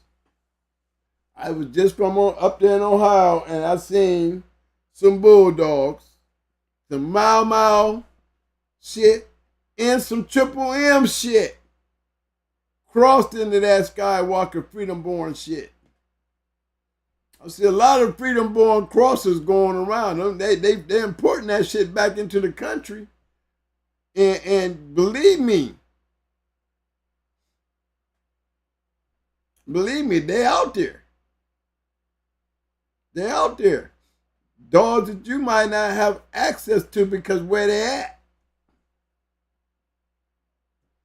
You know what I'm saying? That's all I can say. You might not be able to know who these dogs is because you don't know where they at. I don't even know where they at. I'm just telling you what I saw. They out there. And there's a reason why they're out there. There's a reason why guys are breeding to them. There's a reason why you don't see many freedom-born dogs all over the place. Because a lot of people upstairs don't know about what they're doing downstairs. So you guys wouldn't have privilege to that type of information unless you know a person who's doing it and got one. You know what I'm saying? It really just boils down to what are you making these crosses for? Remember, it's the man with the female that's got to raise the puppies. He's the one that's got to go in and get the stud and then come home with a belly full of what? What did you do that for? Did you do it because it looked like it looked good on paper? I mean, what's the purpose of doing it? If it looks good enough on paper, you could probably, with a little word, you're a good salesman, you could probably sell a couple of those damn dogs. Remember what I told you? There's more dogs they out here selling to y'all that ain't coming up worth a damn compared to the dogs that a few people are getting that's becoming great and legendary. They all, you're going to have more of that trash out there than you're going to have the greatness. So you got to just weed through the trash until you find the great shit. Or you can go out there and just make money producing a bunch of bullshit with a pedigree, that doesn't speak for the dog. It doesn't speak for the dog at all because the dog ain't shit. It's just with a pedigree. You're going to have a lot more of them out there in the world than you are the great ones. Trust me on that. Because there's a lot of dogs out there who don't make it. They got great pedigrees that y'all breed to. And rag off the pedigree itself. Instead of the dog and his accolades and his accomplishment that maybe he can inject into your yard, that, you know, and give you something worth feeding. Instead of a piece of paper, you know, I mean, because that's what it is. It's just a piece of paper. That's all it is. Some guys don't want just a piece of paper. Me, myself, I just didn't want a piece of paper. You know what I'm saying? You had that damn paper until I can match that paper. If my shit can stand up to the worthiness of what's in that paper, then that paper means something to me. But if I can't come up to that standard, this shit ain't working. Get this shit out of here. I don't want this shit. I got too much shit that I got to clean up. Too much dog food. Dog food ain't cheap. And you got to go get it. I ain't trying to feed nothing. This shit just ain't worth it. Period. Sorry. I'm not. Never have, never will. All right, fellas, help me out tonight. Help me out tonight before we close down tonight. Y'all know what time it is. Mayday versus Yellowbuck. All in all, I call it equal. I think they both stand strong. Mayday might have Yellowbuck because of the production rating and what he put out. But for what Yellowbuck put out, I mean, that's a lot to say for a dog that didn't put out much. To be out there standing on the same steps damn near with Mayday. If he's not stepping up a step under Mayday, he's sitting so close that he's standing up over y'all. And y'all shit, that's guaranteed. That's not even an argument to make. And I invite anybody who dare want to have one with me. So I would have to call it a draw. I can't even give Mayday the complete win based on the fact that Yellowbuck got killed. Christmas Eve. Might have been Christmas morning, if I'm correct, but I know it was Christmas Eve or it was Christmas morning. I think it was Christmas morning. Got hit by a garbage truck, got out and got hit. That he was just as great as Mayday. He could have been just as profound producer. Why can I say that? Because look at his pedigree. He had the genetics to produce himself. He was not bred into the bitches that Mayday was, by far, nowhere close. And damn, they can run the same numbers. You know? Mayday had a few grand champions, but so did Yellowbuck. He wasn't bred as much as Mayday. So I called it Mayday versus Yellowbuck. My vote is it's a draw. Production-wise, match dog-wise, all around great dogs. It's a tie. But even better when you put them together. All right, but I need y'all help right quick before we close out tonight. Y'all know the conversation. You know how we end the conversation. You like the Thanks, show? Father. Thanks, y'all guys. It was very informational and it helped y'all in any kind of way. I need you to give me them thumbs up, thumbs up, thumbs up, thumbs up. Muscles, muscles, muscles. Now give me some damn roses. Just give me the love, y'all, if you like what I'm saying. Roses. Give me them roses. We need them damn roses. Show the love, fellas. Paying attention, this could work with any line. It just don't have to be Mayday or Yellowbuck or Red Boy or Jeep. No, it can work with any line. Understand the breakdown. Understand just because he's a champion with nothing behind it that can produce, what do you think you're going to get in front of him if you can't find nothing behind him that can produce? He's a one-hit wonder.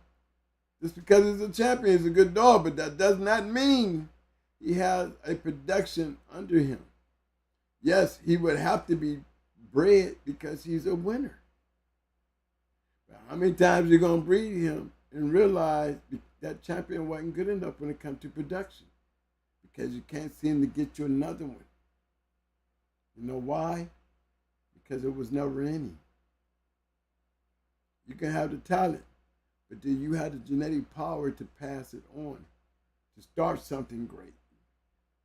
Like Red Boy, then Yellow John, then Yellow, then Mayday, then Luke Kane, then Miss Luca. Same with Barracuda. Same with Going Hard. Not only were they able to win, they were able to produce. Why? Because they were both back there. Both traits are back there. You have a better chance. And without it getting too far ahead, you know what I'm saying? Y'all getting so far ahead that you're losing it all back there in the back any damn way. You barely can get an ROM, but shit, you barely can get a goddamn match to even start an ROM list. So you have to look at that and ask yourself, you know, you ain't even trying to do that. At least stay to the structure and the teachings of what made those great dogs.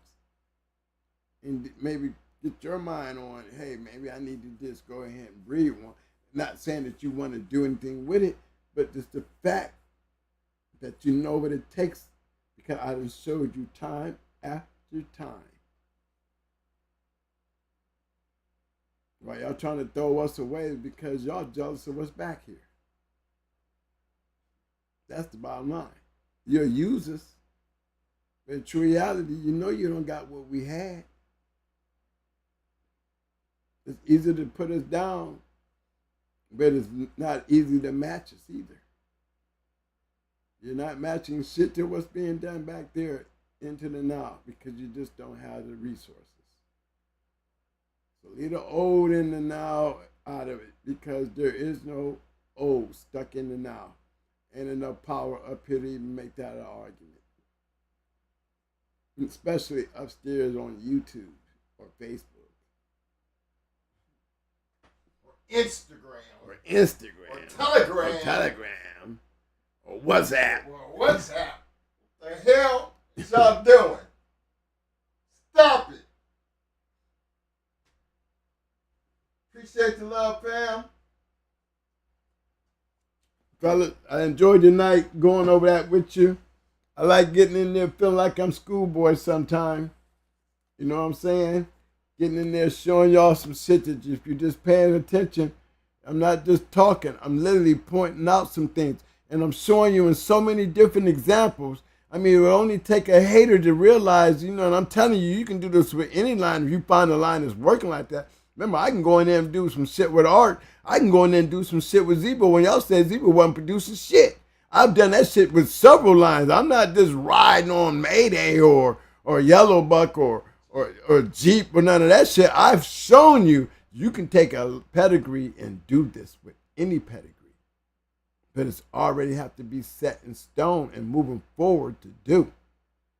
It doesn't necessarily have to be what I'm showing you. But the intricate parts of how it works the same damn way. Learn it, pay attention, focus in on what I'm saying. If you can break it down and see what I see, then guess what? You know what I know. I'll leave it like that for the night. Thank you guys for coming out on this Talk Shit Tuesday. I'm glad everybody was able to bear with me. This has definitely been a challenging, challenging time for me. I am so tired. I'm just getting home. It's been rough, but I'm back. I'm glad I was able to sit down with you guys tonight. I loved Mike's show Friday. I had to give Mike thumbs up, guys. Thanks for coming out and supporting in my absence. I would like to say that. Big shout out to all my people up in Akron, Ohio. They came out there and showed their condolences and their love. All my homeboys that stopped in, all my Backstreet Boys, all my Akron family that came out there, stand with me on that special day, man. Y'all stood by me. This is a big shout out to you guys too, man. Big shout out, Rubber City, Gibby, Big boy. You know, all y'all guys that came through, man, I appreciate it. I appreciate it. Show the love. All right, fellas. Now we done had this conversation. Pretty much covered a lot tonight. Again, remember what I started out with.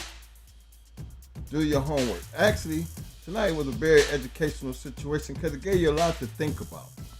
I mean, now y'all hear a lot out here on all these different podcasts and everything, but to sum everything up and bring it to one spot, and that's what we did tonight. We brought everything to one spot. You know, because moving forward, y'all have to take full advantages of what is being said, because there is no moving forward unless y'all can create something that's going to be able to give these dogs a better platform to be worthy. Because if you're out there just trying to sell dogs, you know, that's a whole different story. I mean, we got a thing, I mean, in the legitimate side of business, even for cars, it's a limit law. They had to put a limit to what the fuck you was doing. That's why they created a law to stop the bullshit. You know, so they had to put something in place to bring that shit under control. So you gotta kind of do the same damn thing with these dogs. You know? But you guys have to make that change. That ain't for us to do. We just say, you know, in order to have a good dog, nowadays, it's up to you to determine what that means. For us in our time, it was always performance-based. For your time, I'm still trying to figure it out. But with a little bit of work, y'all figure it out. I just hope I live long enough to see it.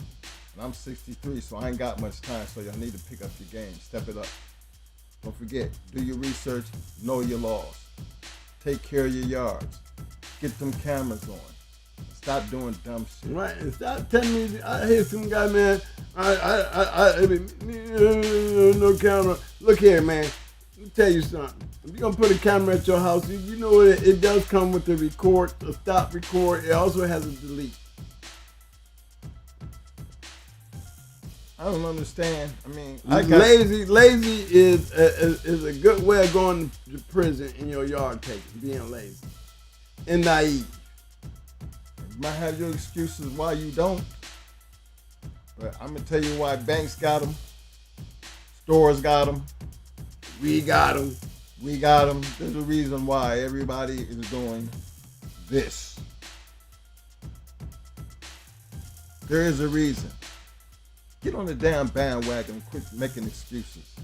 Protect yourself. That's all we trying to tell you. That's all we trying to tell you. You gotta protect, because they lying. They lying, they gonna do any and everything, and you just don't need to be caught up in it. You're doing something you ain't got no business. Go your ass in the house before you even wash your ass. And go to your little security system and hit delete. Start over. Right. That's all. All it takes is that much time. Right. And you're doing that for your own safety. You're really trying to catch them. You ain't trying to catch yourself. Dang. Man, I've got too much other to do. Well, then that's your dumb ass fault. Why you doing anything, dummy? Right. Again. Can't save everybody. Some of the things people say is just totally beyond me. But again, hey, what do I know? I guess I'm just too old. Too old, right? Okay. Fellas, keep doing this. This thing we be talking about every show, after every show. Always. This goes for my kids to the time and needs that y'all going through. You got to always. I mean, always scratch the wind. Love y'all. Hey man, keep it real, baby. That's right. And me out. Shout out to my children at home and out there raising them families, man. Hey, you know what I'm saying? Big shout out for everybody and their condolences and their blessings, because I definitely believe it was heartfelt. Yes, it was. Thank you. Thank you. They have a dog in the night, man. Yeah, my dog in the night. Let me see. Man, you know, I'm like to pull up Screaming Demon again, man. You know, I like pulling up Screaming Demon. I don't know why I like pulling up Screaming Demon. No, I'm going with Skywalker tonight, Mike. I think Skywalker deserves the night. Yeah, I think it could be Skywalker. Remind me, what is this thing? Yeah, hold on, Mike. You want a dog of the night? I know who I'm going with. I'm going with this dog right here for the night, y'all. My dog of the night coming in right here. Standing strong. Patty girl. Yes, yes. My dog of the night right there. We out. Peace.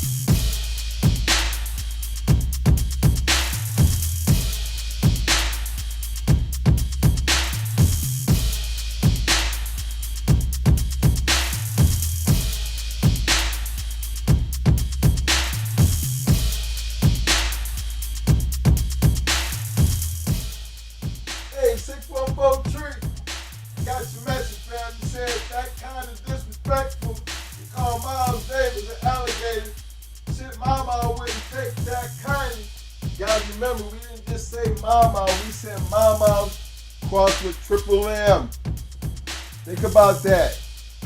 Mama crossed with triple M, bred into the freedom born shit. Mama, I mean, yeah, because Miles Davis got Gatorade and got triple M. But you know, I would think you would know triple M. I mean, Miles Davis got triple M dogs in him, which is alligator. So, just trying to help you out. I don't think he would take too much offense to that. Especially with as close as they are. As close as they are and look how they doing their breeding. So, just to let you know, yeah, we know. We just put that out there, so we give a shout out to respect to the both of them. Definitely. Both deserve it. Both of them family.